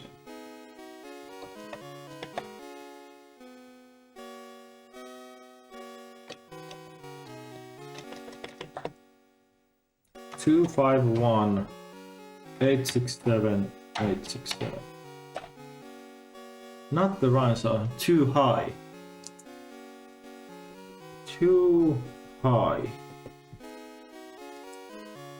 Ah. Interesting.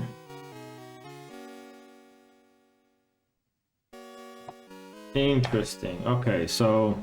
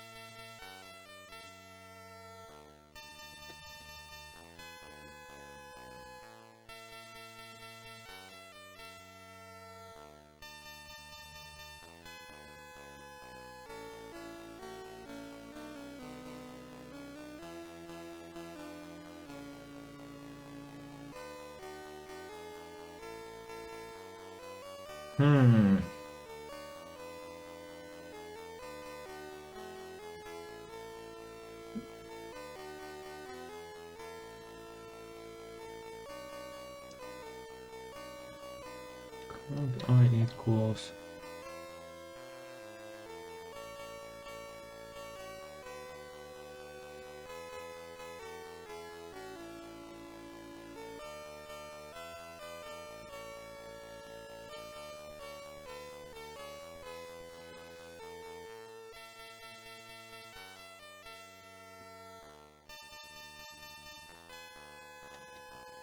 Three of a kind.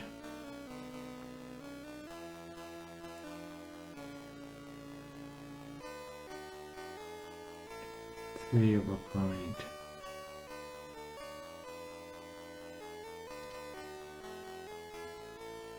Oh, if... Did I do here?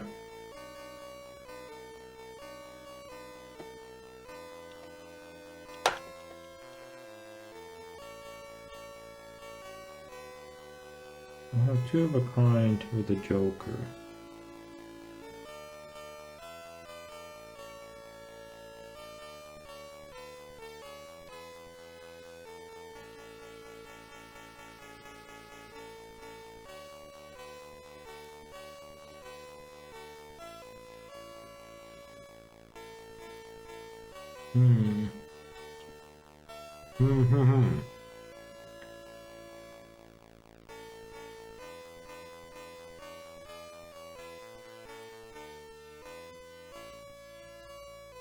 So here I cannot have any jokers.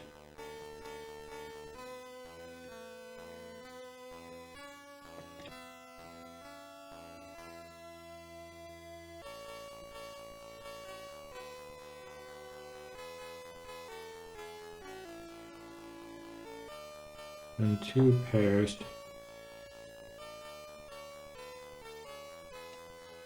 Or just a pair. Pair return one.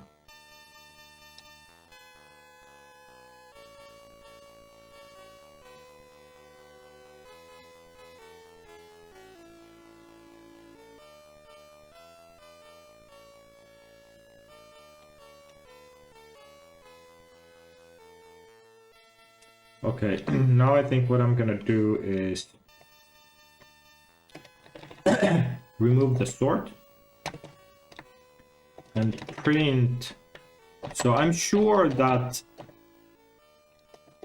five of a kind evaluation must be correct. There's no two chances about it.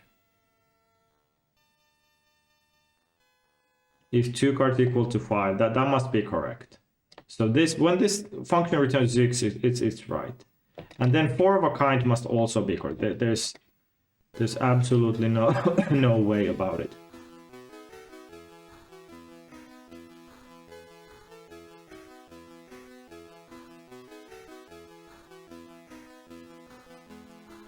And then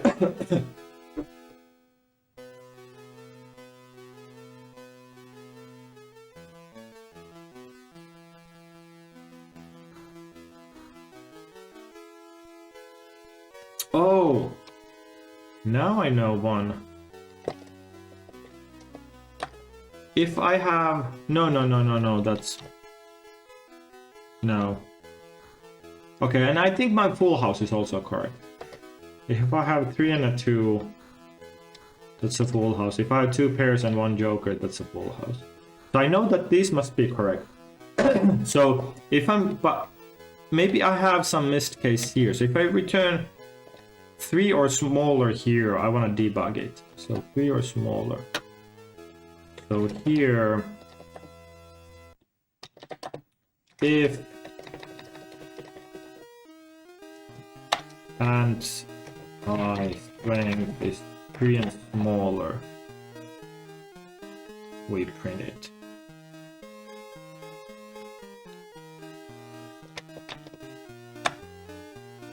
And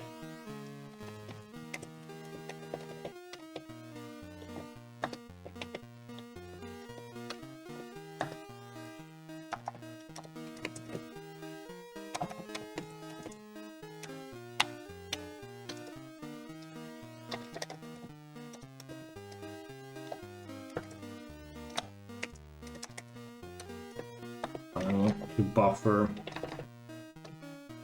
the prints.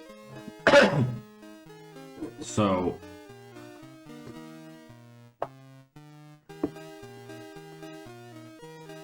well, I should probably have a human readable by this, because this did go into the debugging land.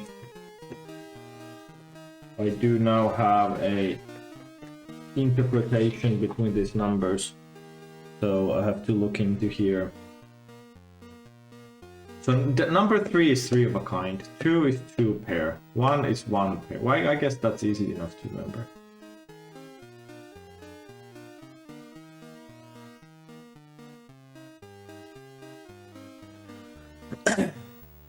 Okay, so first one is 3 of a kind, 7, 7, jack, that's right.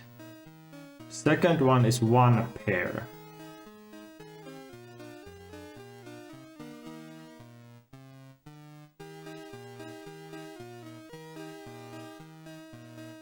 Then is 3 of a kind.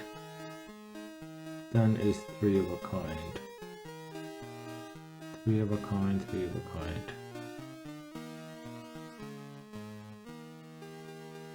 Three of a kind. Pair. 2 pairs. Oh well, I know that all of these.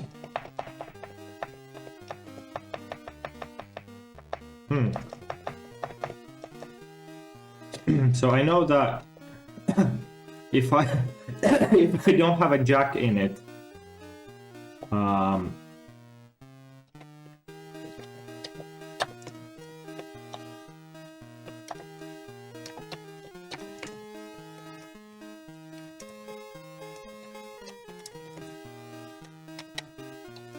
so I only want to debug those that have jacks in them.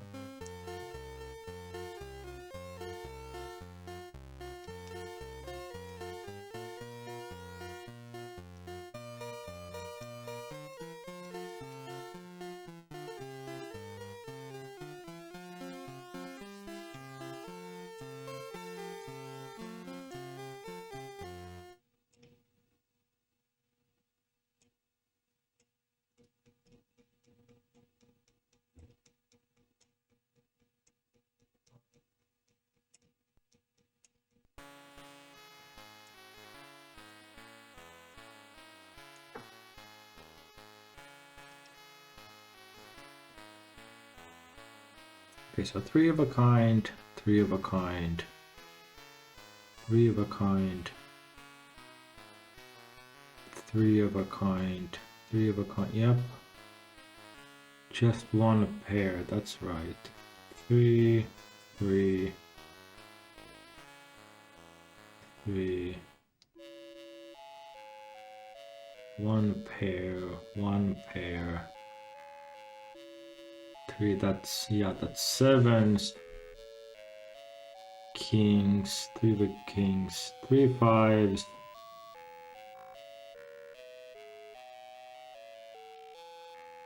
That's also just, yep.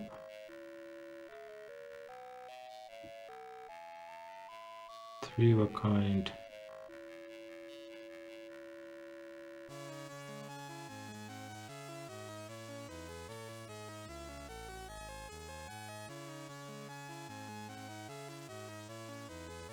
Sevens. Pair, pair. Why do I only have 3s or 1s in these? That's 3 queens. That's a pair. 3 4s. But they do seem to match up. There's never. Oh, but of course. Of course, you'll only have 3s or like 3 of a kind or a pair.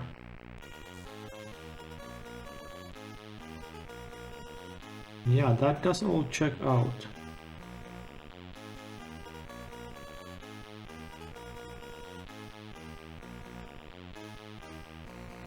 That does all check out. 3 of a kind.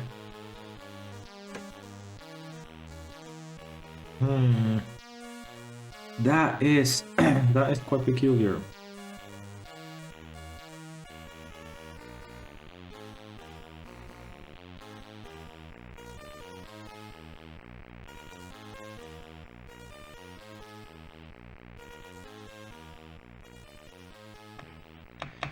Okay, I say this must be correct.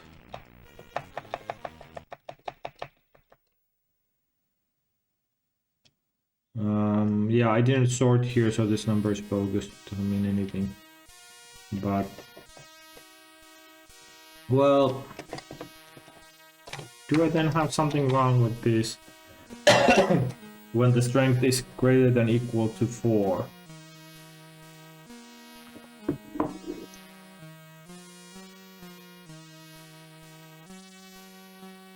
Yeah, it's not possible to get 2 pairs or a high card, of course. If you have jokers, you always have at least a pair or 3 of a kind or a full house or better.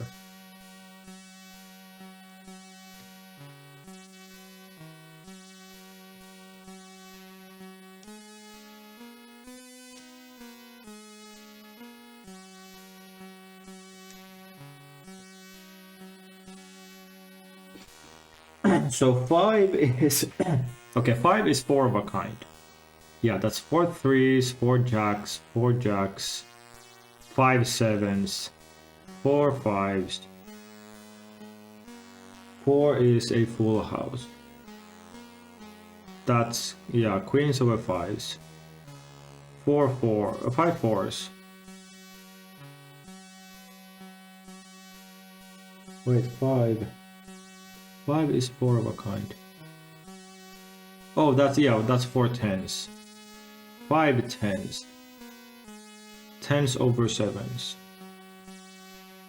4 kings. 4 twos.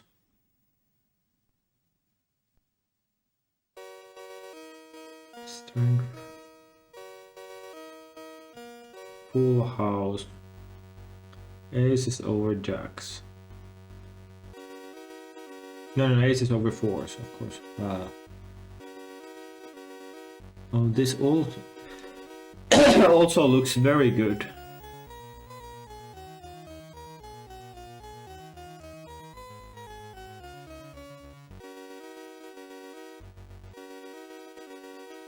And here also there's 5 jacks, so that's 5 of a kind.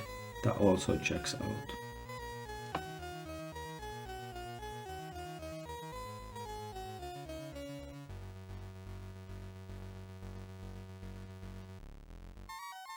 Okay,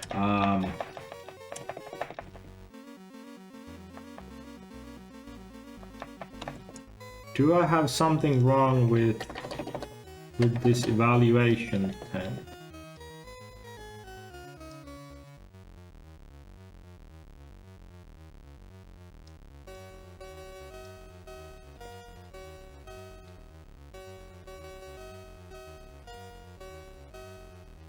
Two minus 2 is 0 plus 1 equals 1.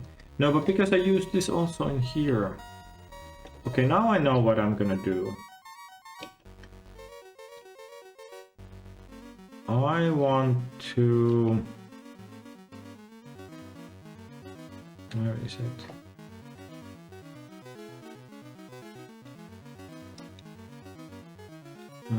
Here.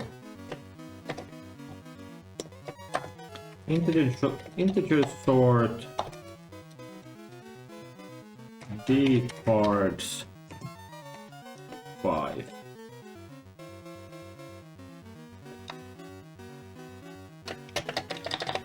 Let's see how that will work out. And actually, let me not print everything.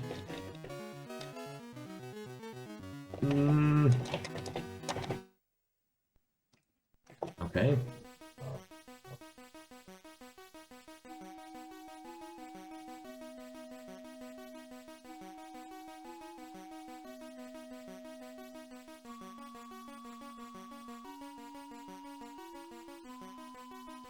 Yeah.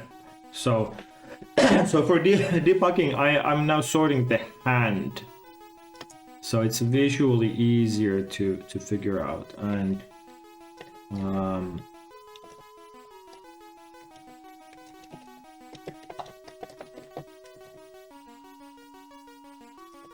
actually, let's print everything. And now I do want to sort by strength.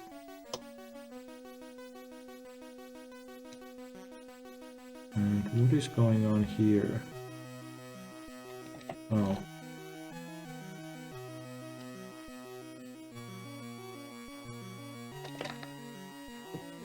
so let's see what this prints.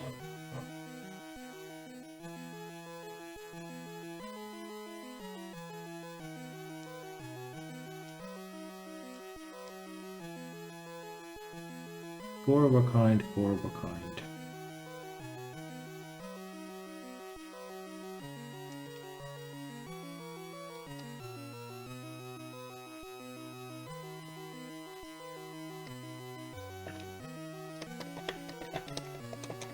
You can go, okay.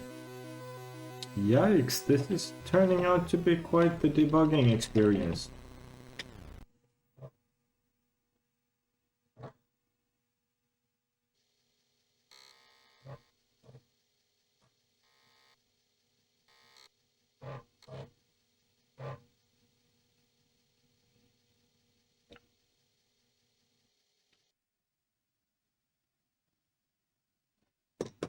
Yeah, okay, so let's run this. Now it's gonna be quite a bit of debug reading.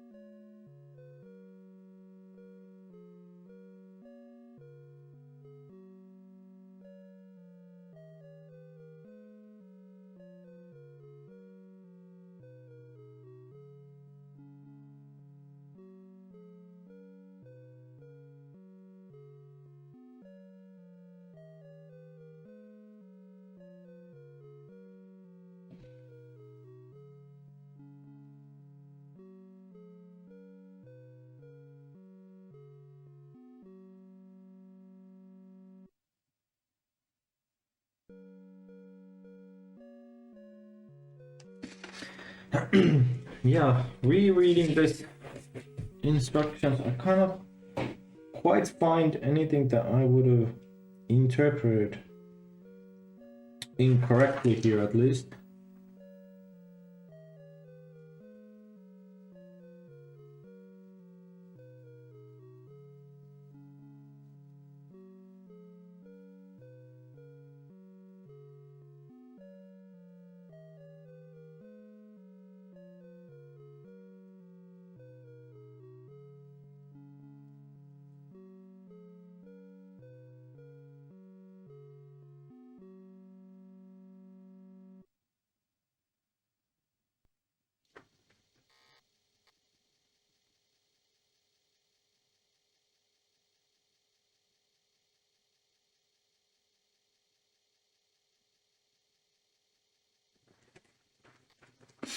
Okay. So we have a bunch of fives, 5 of a kind. And these should be ordered in descending. Okay, so are all of these 5 of a kind? They are. They are 5 of a kind. No issues there. And they are ordered according to descending tiebreaker. Yeah, that's correct as well. So jacks make the hand be the worst.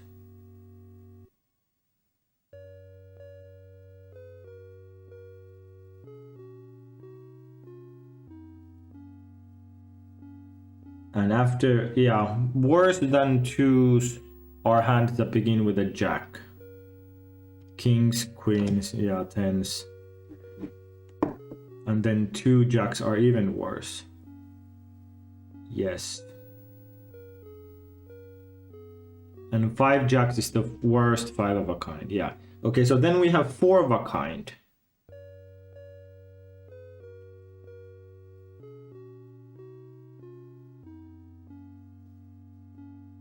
Yep. Kings, queens, tens, 9 AAA, 9 queen, queen, 9 10 10. Yeah, 4 of a kind of 9s.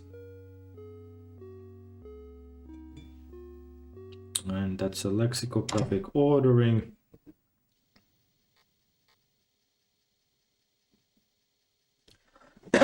Nines, nines, queens, tens, 8 AA.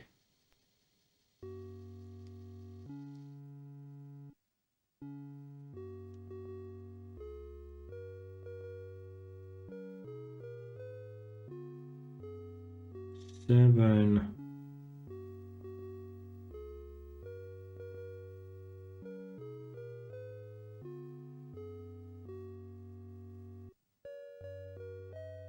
Yeah, looks all correct.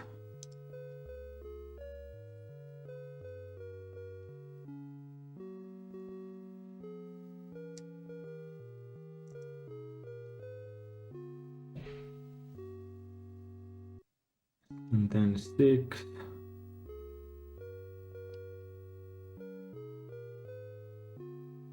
This looks all correct as well.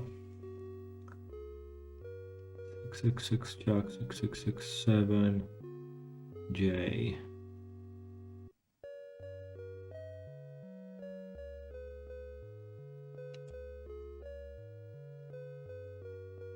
Four sixes.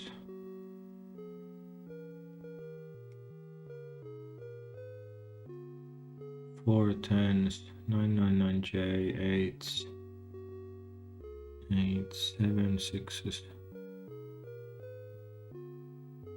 5s,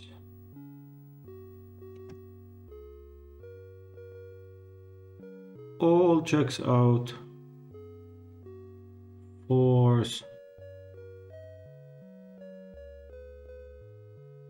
6 5s, 4. No, I don't.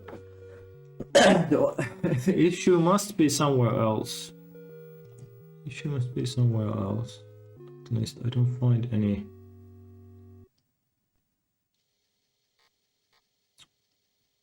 Nines.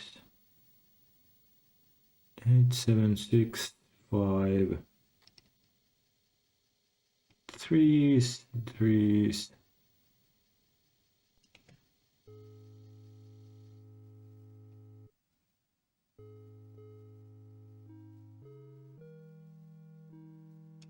All are 4 of a kinds. They're all 4 of a kinds.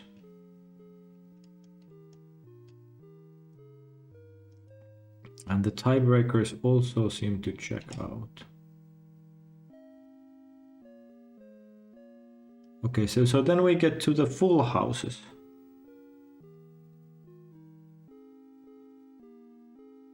Which also seem to be good.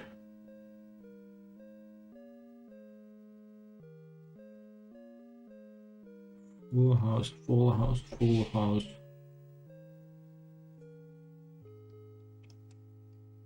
Yep, that's a full house.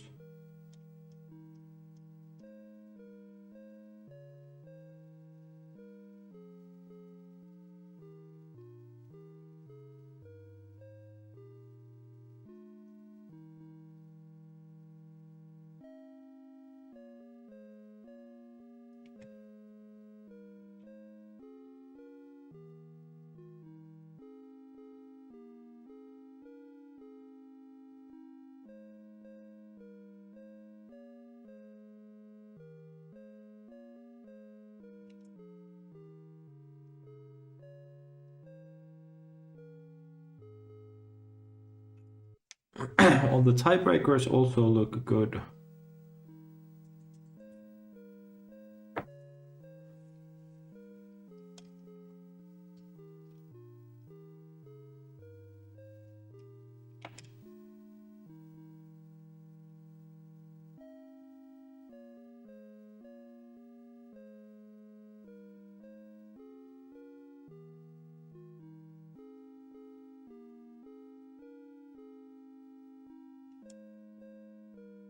And then we have the three of a kind.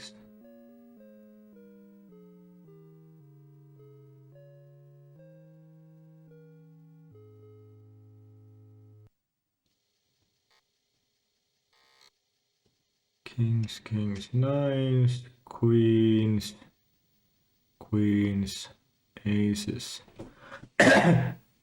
queens, aces, tens, nines, nines, kings, tens, eights, eights, eights,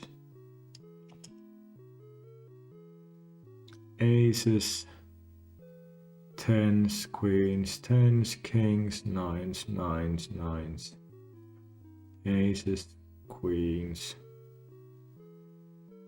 sevens, sevens, sevens. Now this is all checking out so far.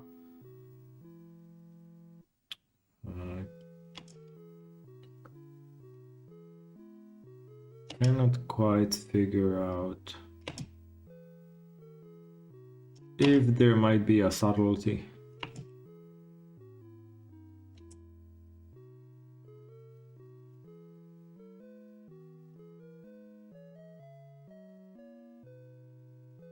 So there are three of a kinds with two jokers, or one joker, or zero jokers.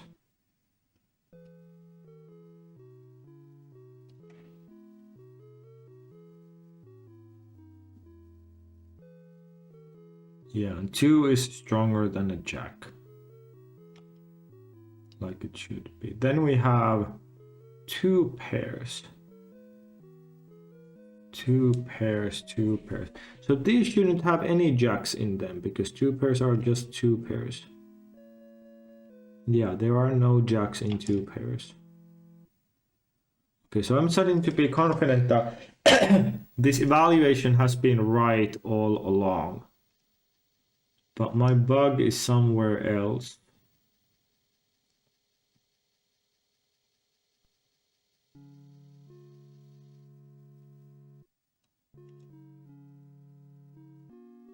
And then we get individual pairs. These can have jacks, but they are worse than the real. So there's a 7A, 7AJ, so that compares properly.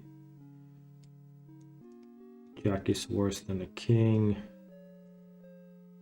And they should all have just only ever one jack in them, at most. Yep, that all checks out.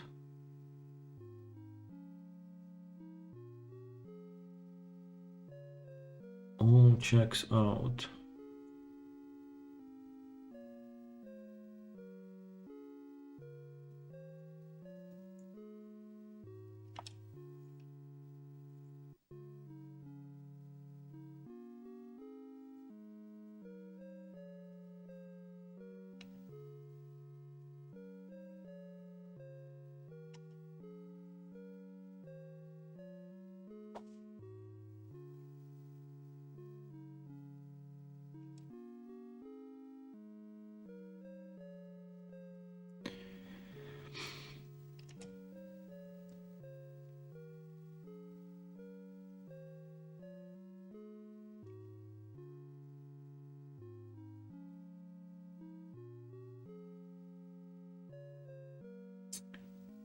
only one check in ever.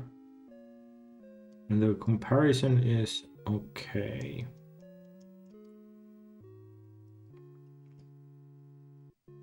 And then these should never have jacks and there's no pairs. Yep, all of that checks out. And I get... Wait, I get even a higher number now. What is going on?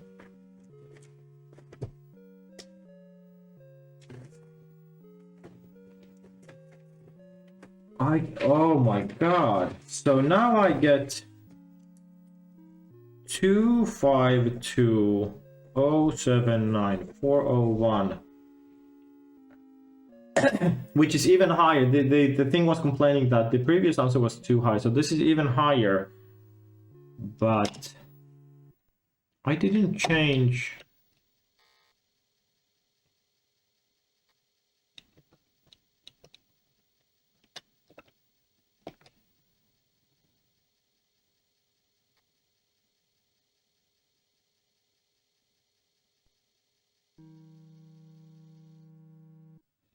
Okay, so now I'm suspecting there is some other type of bug at play. Yeah, this makes me suspicious. Okay, so what I'm gonna do, I've been online for 2 hours and 30 minutes, so what I'm gonna do is I'm gonna take this code and I'm going to compare this on the PC, because here I have basically seemingly the same code that I ran before. I'm getting 2 different answers in 2 different runs. So either I've done like an undefined behavior bug here, or something else doesn't quite check out. So I'm gonna look into it on the PC to see what happens there. And yeah, and I guess this is it for this video for the while. I might come I might come online to update to see if I get to the result after I've done a little bit more digging. But yeah, sometimes these things do go a little bit more to the heavier debugging side, and we'll see. We'll see what happens. All right, take care, internet. I'll catch you later. Bye.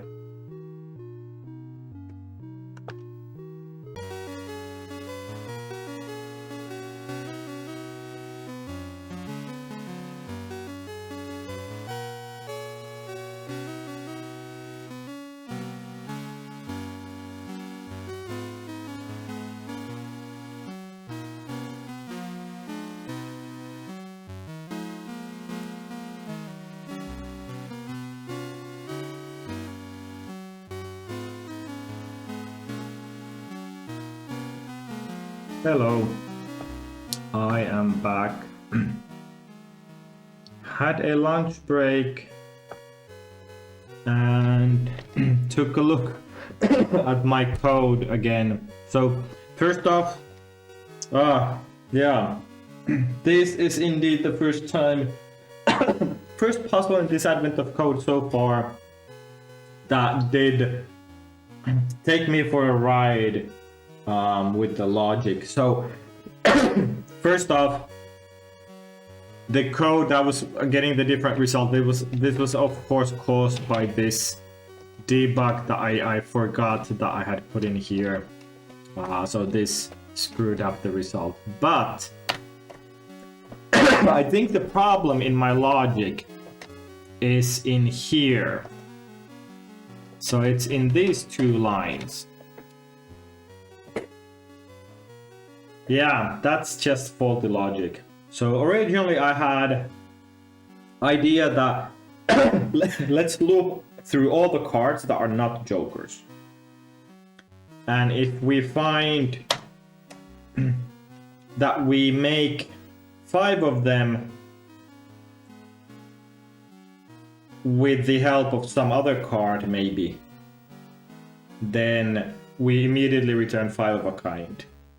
And then if we make 4 of a kind with the help of other card, return 4 of a kind. But this is of course incorrect, because what could happen is that we have, let's say we have 4 jacks and another card. So we might immediately have like the other card be something else. So this, so if we have 4 jacks and another card, that should be 5 of a kind. But in here, this 5 of a kind wouldn't be met, and then this next line would look like, or you have 0 of this whatever card plus 4 jacks, so that's 0, so that's 4, so that's 4 of a kind. So what I think I need to do is check here. If we have 4 or more jacks, then that's immediately a 5 of a kind.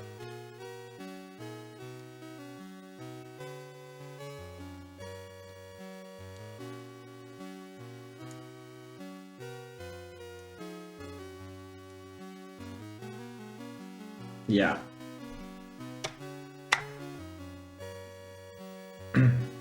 So that's what I was getting mixed up here.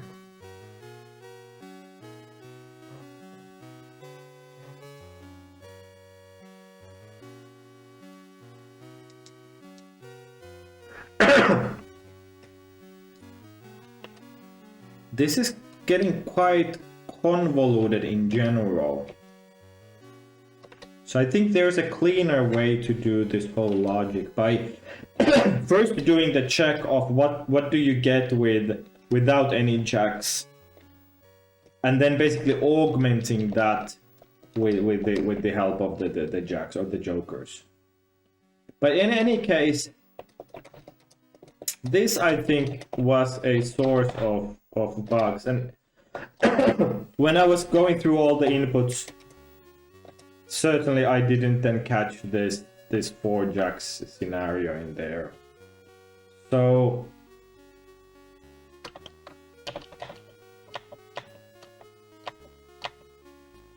let's see now. So let's add this progress print and remove this pause, debug pause, and let's give this a run. So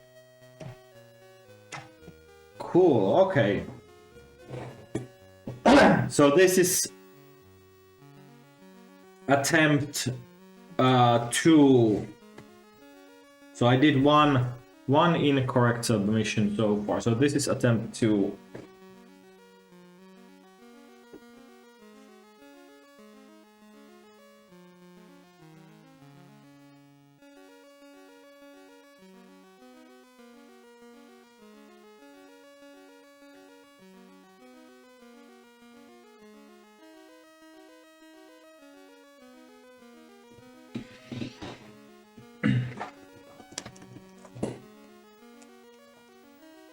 And that's my slow sorting going.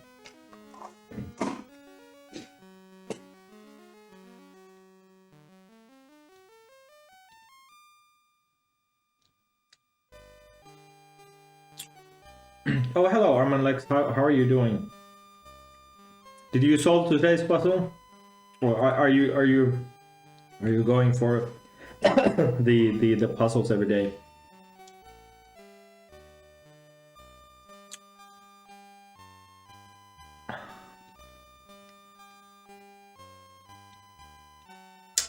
Okay, cool. Yeah, this one took me for a little bit of a head scratcher. I think I got the evaluation function wrong, and then spent I think more than an hour debugging that, and couldn't quite find it until I had a pause. But I think I am hopeful that I do get a result that is a bit smaller than now,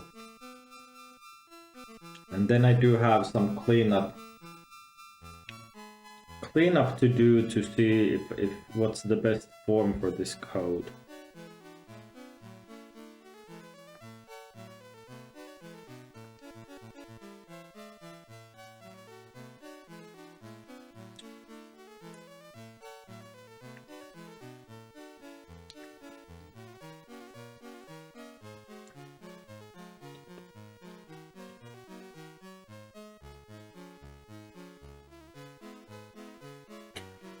for day 7, I didn't quite hear. Oh, sorry. Yeah. So I'm right now solving day 7, and the second part. So first part, I did get correct, but second part, the jokers. I had a bug, I think, with the handling of 4 jokers.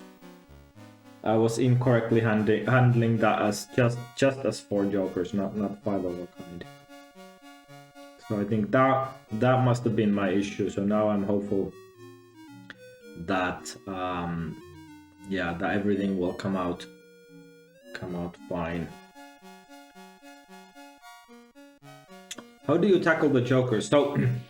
So I basically embedded the checks, like inlined the checks into the evaluation function, but now in hindsight, I don't think that's necessarily the best way, and I might look about refactoring that afterwards in a moment to make a little bit cleaner code, because I think the code is a little bit unreadable or difficult to analyze. So I think maybe that also tripped me up a little bit in there. But I think one way to handle jokers would be to basically rate or grade the hand without the jokers first, and then look after that. Look what the what the improving effect of the jokers is on that evaluated hand. So I might try that in a second, assuming I don't have any other issues, and this thing will give me the answer that I'm looking for. So almost there. And then I want to see if I can remember to write this quick sort. Okay, so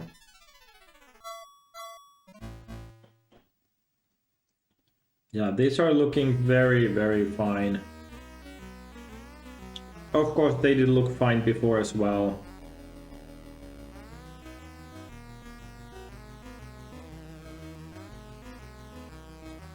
Very hard to spot if one of those is wrong just by glimpsing.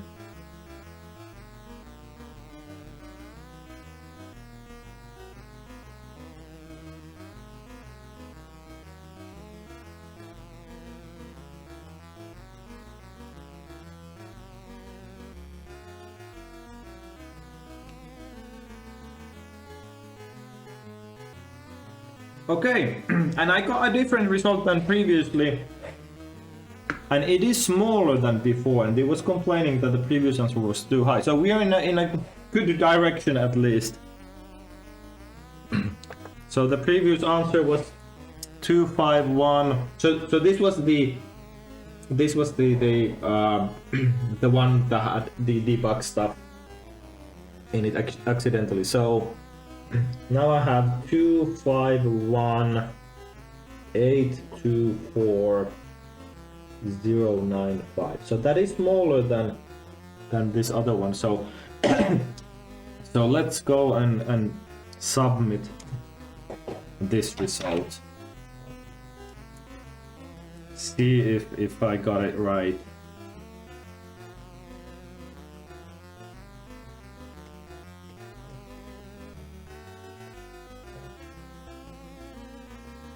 Okay, so advent of code.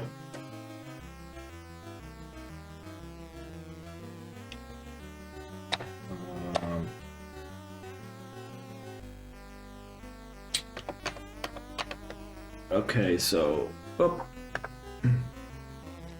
answer 251,824,095. Okay. Ooh, what a relief. Okay, so yeah, that was the tricky case. So basically what was the difficult one was Jack, for example, Jack 2, Jack, Jack, Jack. I was handling this as a 4 of a kind incorrectly because he was searching for that in the wrong. Yeah. Okay, but there's I'm not satisfied. I mean, it's nice to have the answer, but I'm not satisfied yet with this code. So let's see. Let me first remove some of this exploratory code. Key is not needed. And this sorting was just for debugging.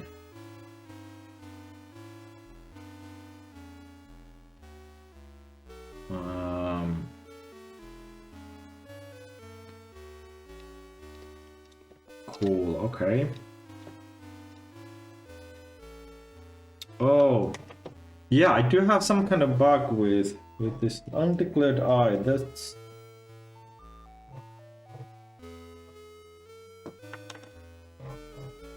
Oh, am I missing a...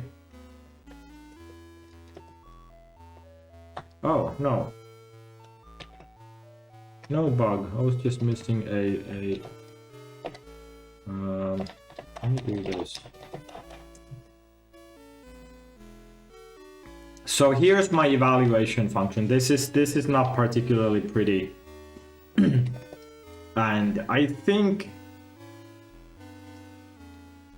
So here I have counts of each card and counts of pairs.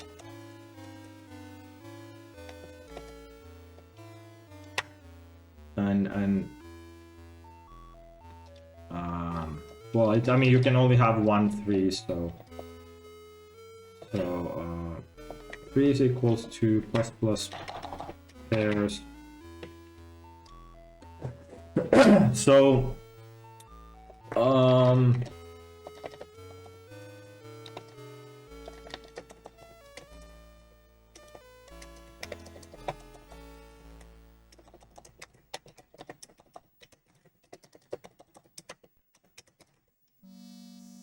so this is quite convoluted in a sense, because there's a lot of these cases to check.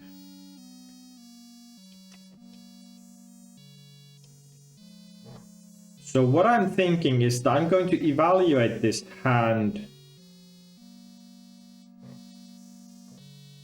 without any jacks in them.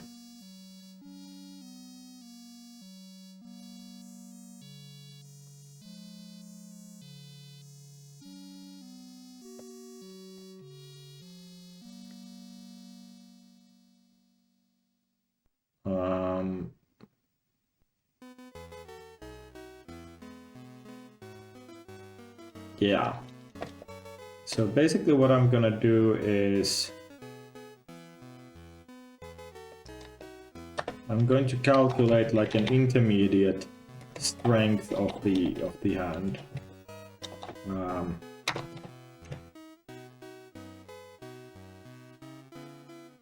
Without the jokers. So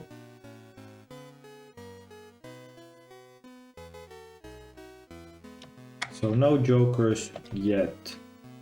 No jokers. Strength equals... And now I think I'm gonna do this.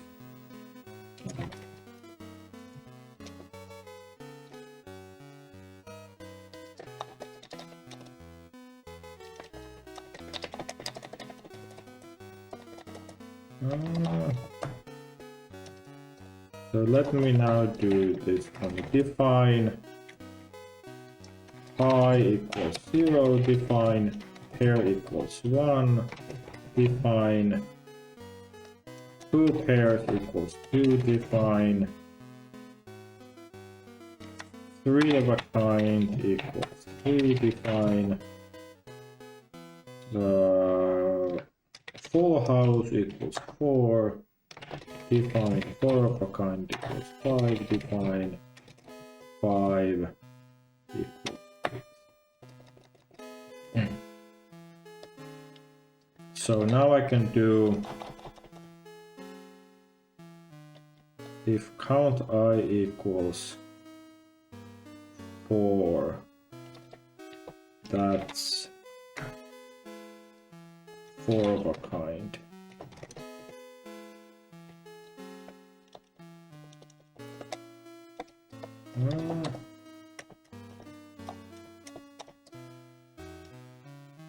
Okay, so that's the loop.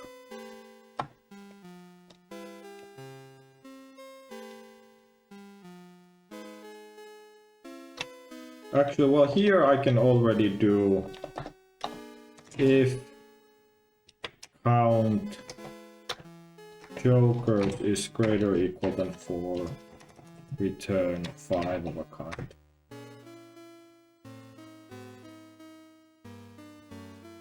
Yeah.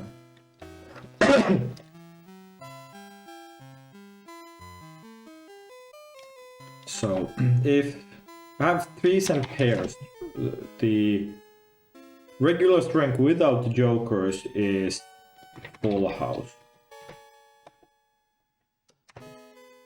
If I have two pairs, if I have threes, strength equals 3 of a kind.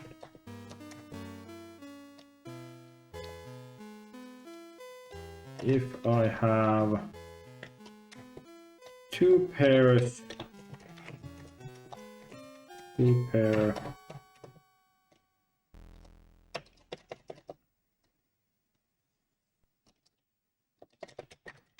else if pairs equal pair,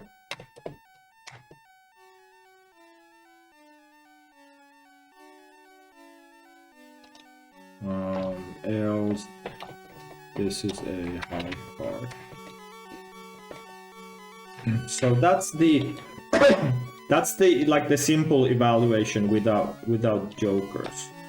And now I'm going to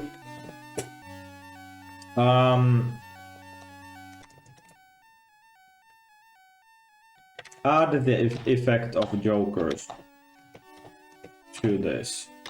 So if I have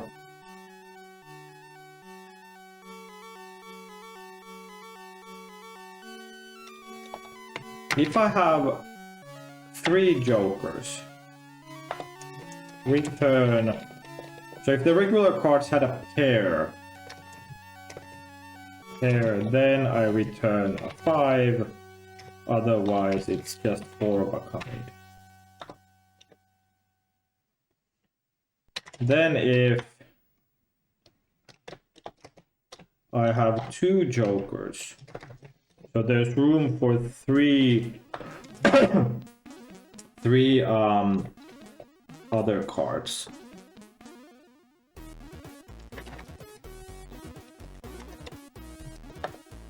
So if what can the three other cards be? They could be 3 of a kind, then that means it's a 5 of a kind with jokers. Or if it's a pair without the jokers, then it is a 4 of a kind with the jokers. Otherwise, it is a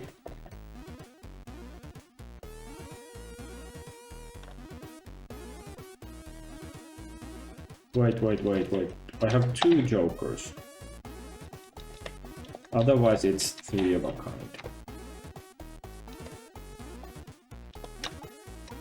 And then if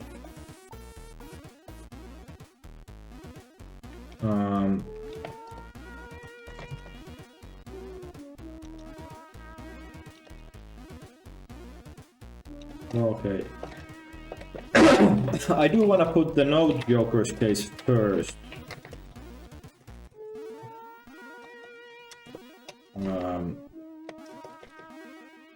Because that is going to be the common case. So if we have one joker,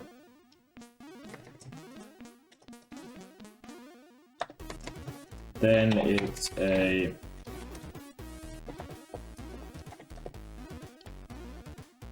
we have 4 other cards. So if we had 4 of a kind, oh, what am I doing? No, 4 of a kind, return 5 of a kind. If it's 3 of a kind, return 4 of a kind with the jokers. If it's 2 pair, it's gonna be upgraded to a full house with 1 joker. And if it's just a pair, it's gonna become a 3 of a kind.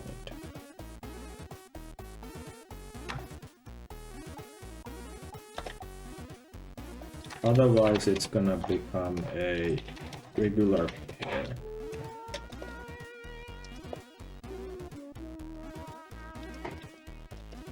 And I don't need to check for this case because that's the only remaining case.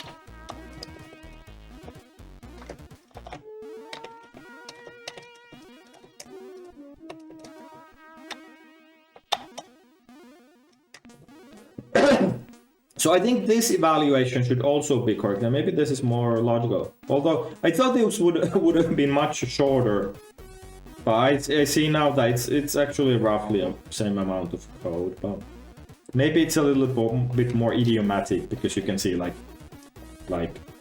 4 cards plus a joker is a 5 of a kind. Three of a kind with the joker is 4 of a kind, and so on. So yeah. Okay, so that's something. And now this really sorry sort function. So let's see if I can do something about this.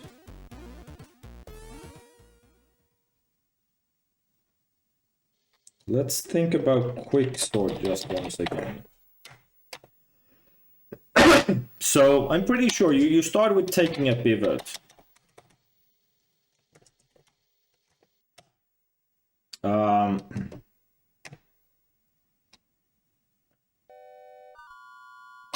Yeah. And then I loop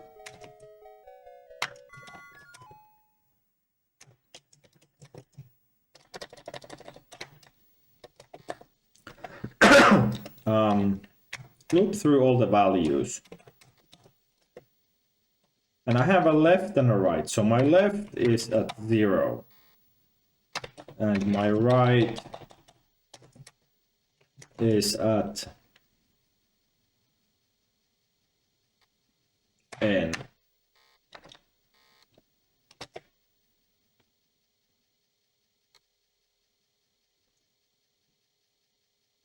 And actually I'm going to do a loop while left smaller than n. So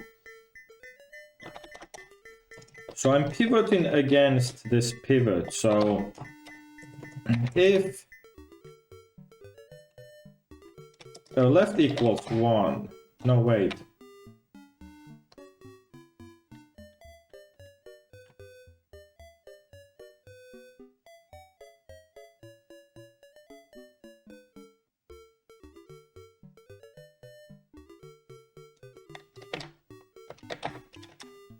Do I assign?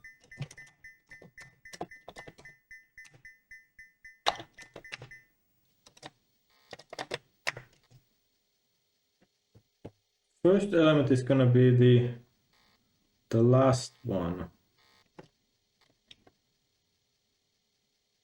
-1. So while left is smaller than right. So if array left is smaller than pivot, then it is already in the right spot. I don't have to do anything. Otherwise, it needs to go to the right of the pivot. So I need to swap. Otherwise, temp equals array L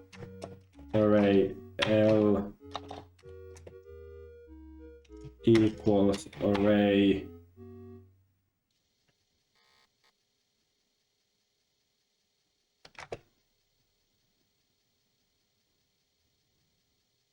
minus R, and array R equals temp.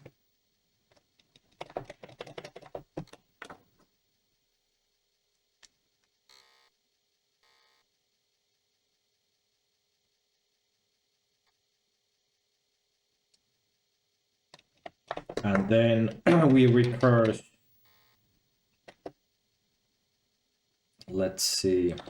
If L greater than 0, quick sort array L. If oh, and then at the very end, array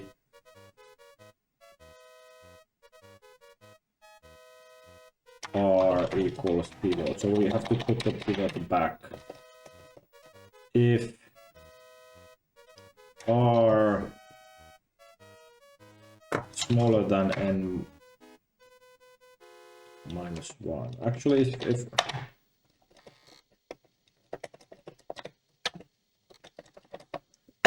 yeah, because we don't need to sort one element arrays. I think that's pretty much what I did do for the hand type evaluation. For B1, kind of what cards at most and second most. And with most values, with those values, the switch case I returned 0 to 6 for hand type. Yeah. For part 2, I ignored the jacks and just added the number of jacks to the cards I had most, as it's always the optimal play, and use the same logic. Oh, that's a very good point. Yeah, add the number of jacks to the cards I had most. Very nice. Yeah, that's a good way to go about it. That would save a lot of this kind of how many jacks do I have type of logic.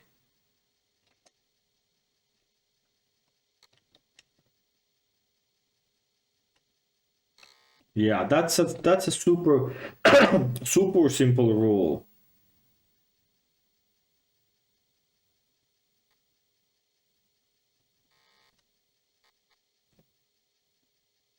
Nice, nice. Yeah, I could refactor this to use the same. So after here,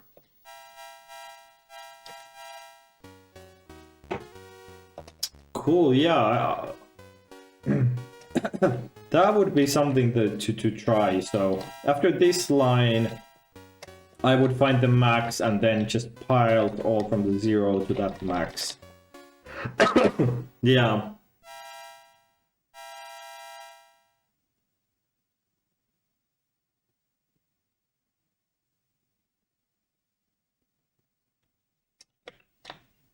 Yeah, let me do that. Nice. Thanks for the suggestion. That's a good one. Okay, so get max equals 1. For U8, I equals 2, I smaller than 13, plus I. If count I greater than count max equals I, and then count max plus equals count 0.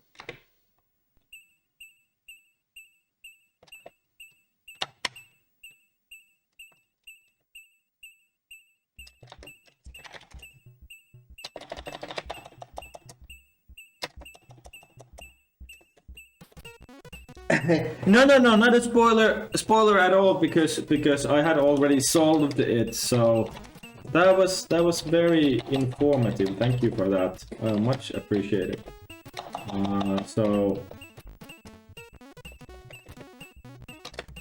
So now I can just do this.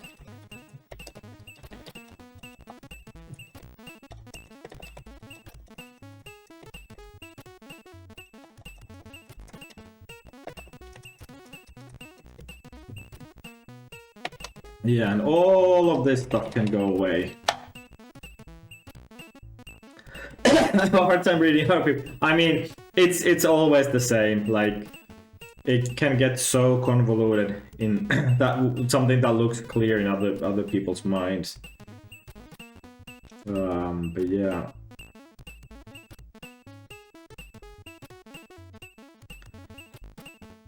But that's a very neat trick, because of course that logic pans out. And now this is a little bit more difficult to read because I don't have syntax highlighting actually, let me reboot so I get syntax highlighting back. How much memory do I have? So I have 3 kilobytes. Yeah, I should work to refactor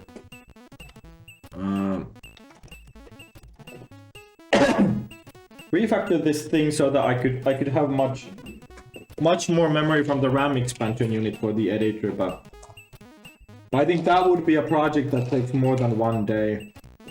I don't know if I have time to do that.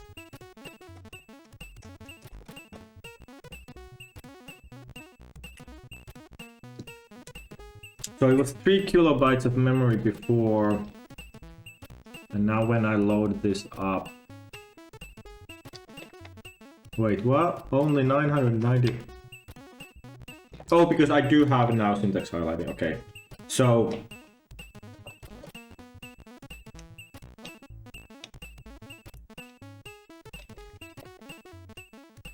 Well, actually, now I'm not going to bother with this enum, so this enum can go away.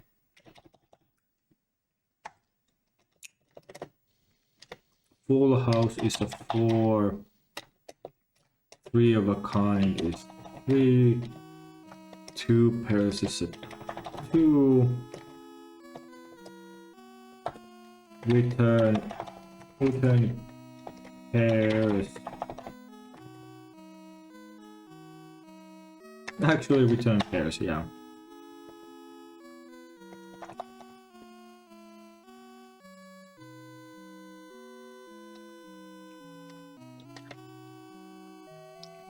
If 3 return pairs, then 4, otherwise 3. Yeah, something, for some reason I really like to do these kind of really condensing tricks. And I don't need this variable.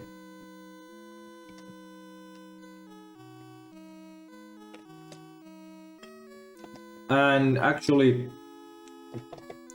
I don't need to...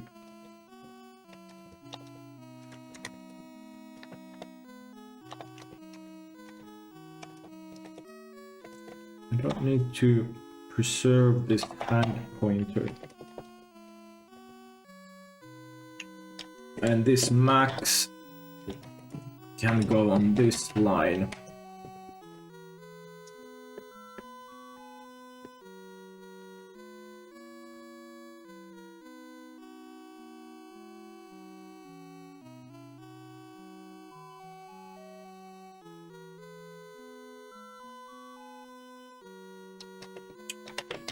And if plus count greater than count max. Oh, no, I don't want to do this. No.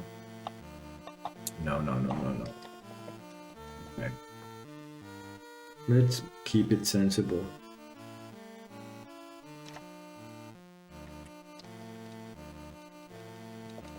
Okay, yeah, no, I think this logic should be now fairly compact evaluation.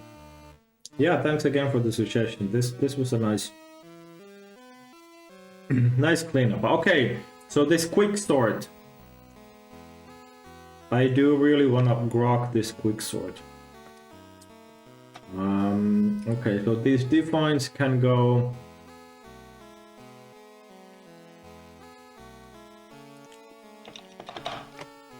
And so take the first element as a pivot.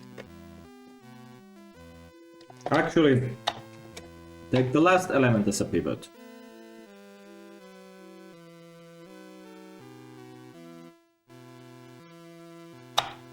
That's what we're doing.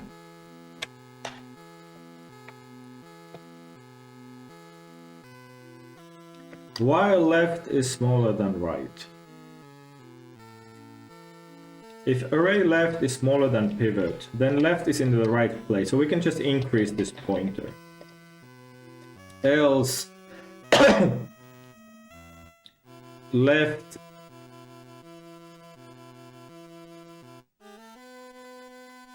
needs to go to the right side of the pivot, so I'm gonna swap it to the right.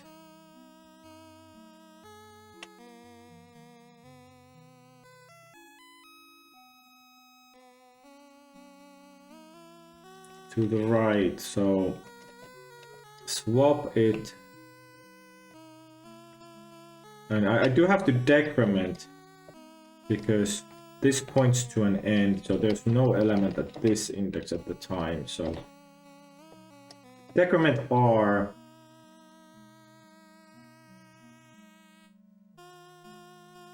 And yeah.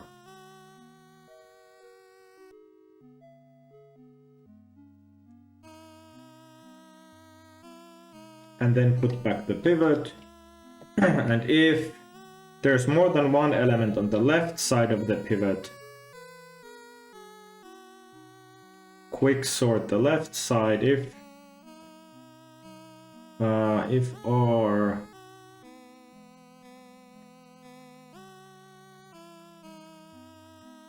is the index of the pivot, so R could be -1, there's 0, minus. So this should be actually -3. No, -2. Then quick sort array on the right side of the pivot. So array plus R plus 1 n minus R plus 1.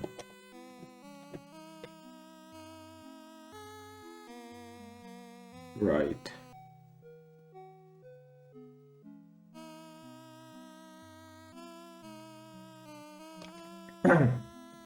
So this this quicksort implementation, if I do it like this, that I always take the pivot as the last element, the first element. It's gonna be like it's gonna degenerate to a quadratic sort on already sorted input or reverse sorted input, but I'm not gonna care in this case because the input is not going to be sorted. So I can give this a try if this works.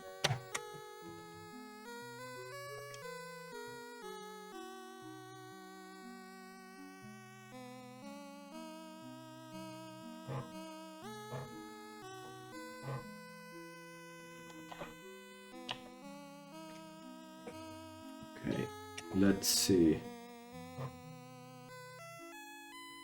So I'm looking for... Oh, I'm looking for an infinite loop.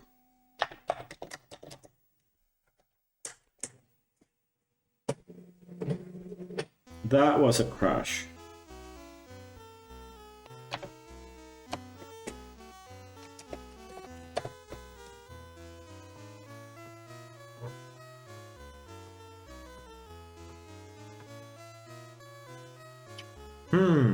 Where did that crash come from?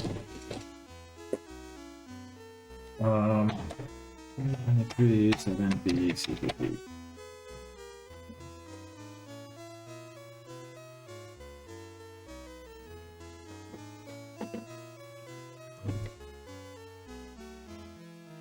Let's see. Did a quicksort crash? So this while loop does progress. Because either L increases or R decreases.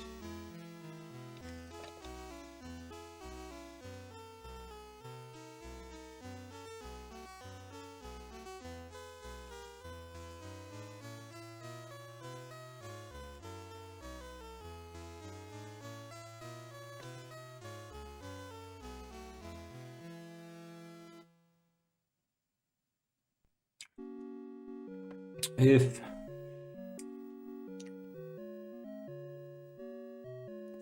wait, how does this go? n minus r plus 1 greater than 1, n minus r minus 1 greater than 1.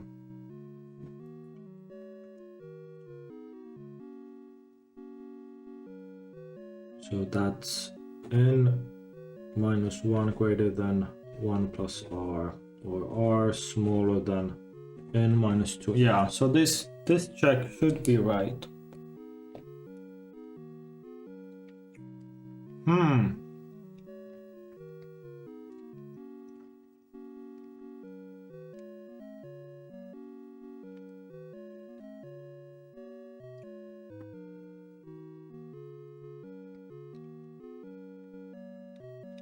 This loop, while hand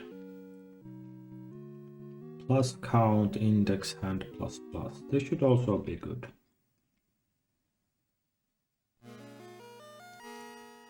And also this loop.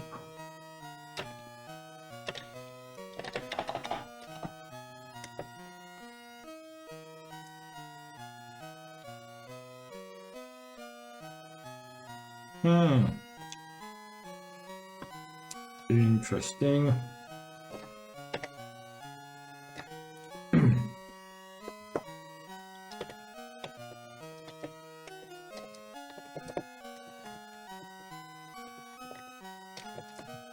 Now I'm doing something funny.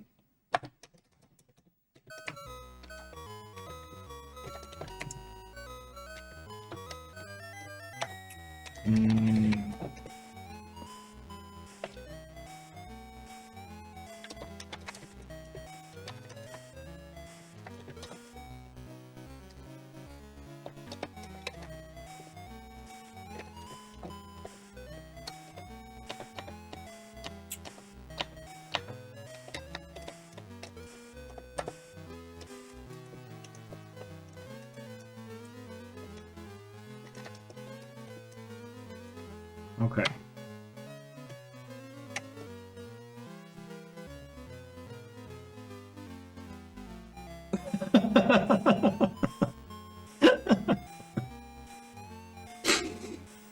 Right.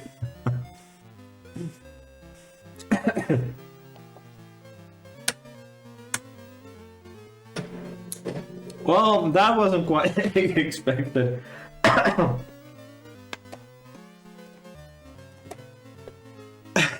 Yeah. I have no clue. So I know sometimes the LLVM most compiler, if it can statically reason that you have an infinite loop, then it can do quite weird effects. Basically, it removes that loop.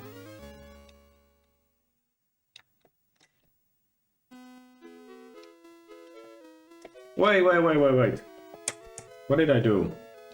I typoed the load or something.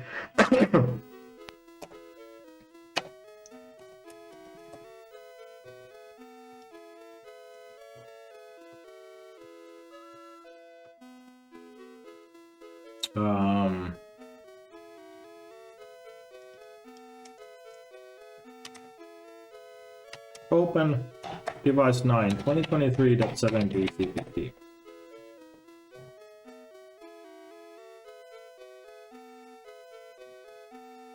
Okay, now it works. Yeah, I probably typoed the file name or.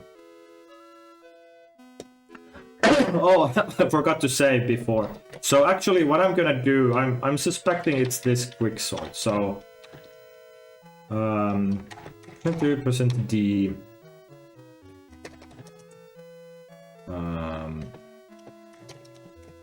Array and N, and let's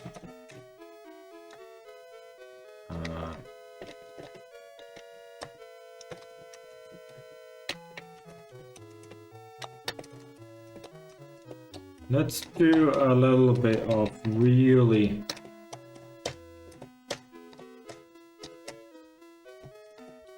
defensive step-by-step debugging.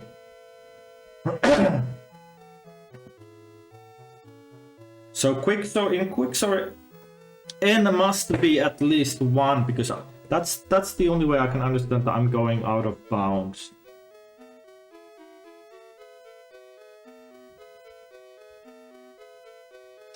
Oh no. That's the issue. Left smaller than right, and then left. Of course, that's an infinite loop. Okay, so let's give this a run. Oh, okay. My proxy is now.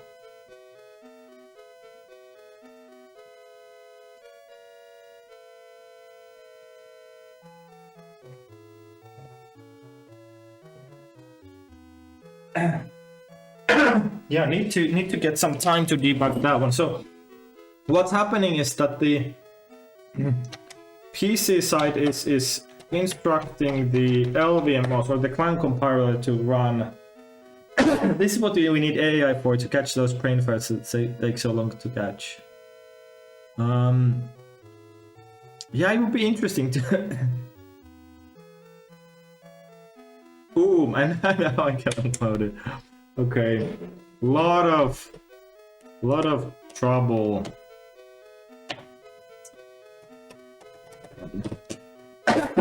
Yeah, I was looking at this YouTube channel the other day.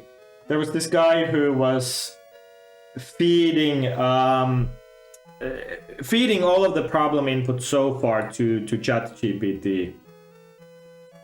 Oh, and now my HDMI video sync is not syncing up. Okay, 9, 23, 70, 60.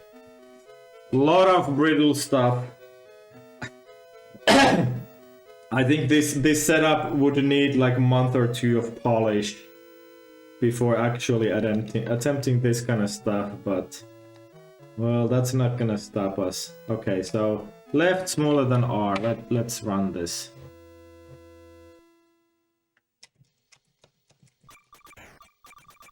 Okay, so it did now safely finish. Do we have a proper quicksort implementation? 5930. No, that's not right for the second part. Oh no, and those hands are all incorrect.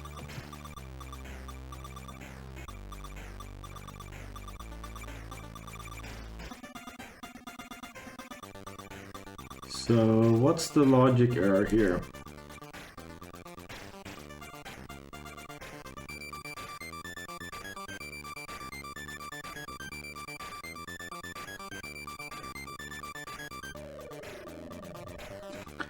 So I'm taking the n-1 element out to be the pivot. So this is a hole. So at index R there's a hole. That's like the non-existing element.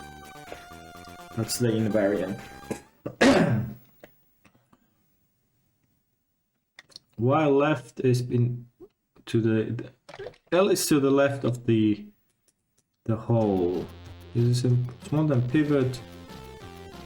Plus L. Else. Ray L.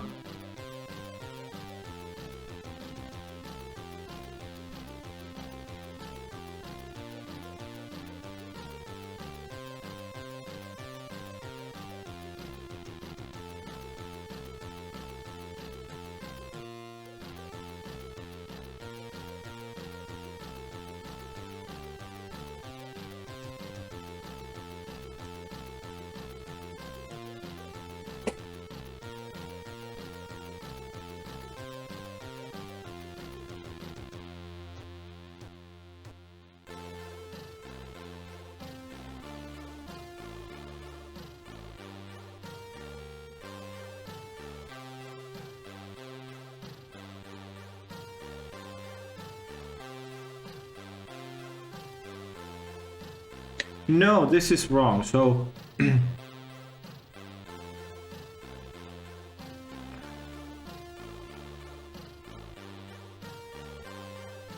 wait. So of course the left element has to go into the empty hole.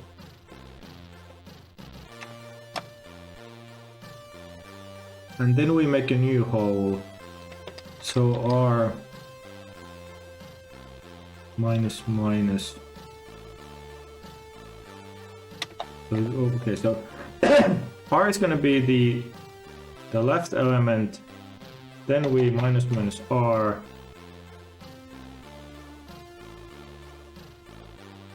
And then L is gonna get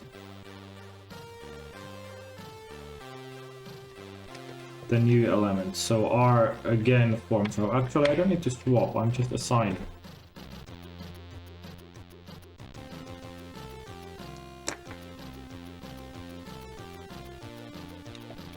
Yeah. Is this correct? 5905. Yes. Okay. Okay. So now I have a working quicksort. It's maybe not the simplest to write on the spot, but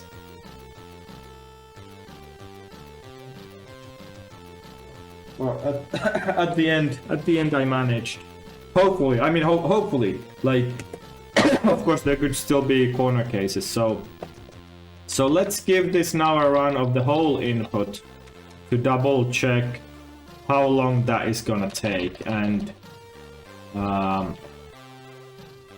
going to add here include pick.h.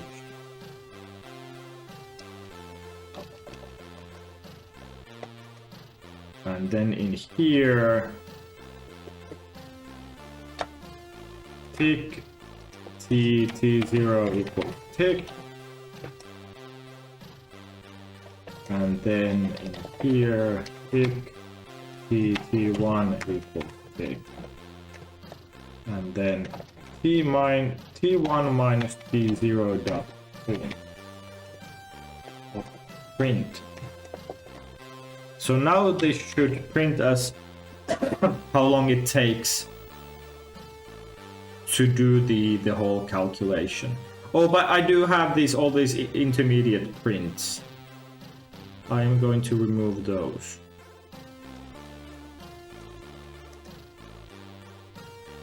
Okay, and let's now take it for a run.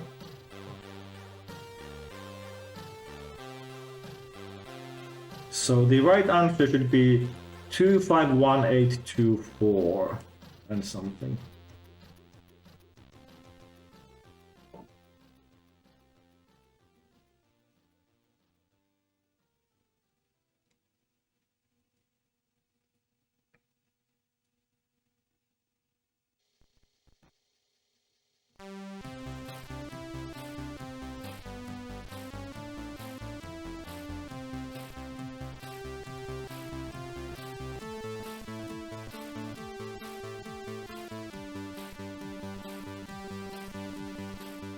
Okay, now it's at the sorting stage. This is now doing the quick sort.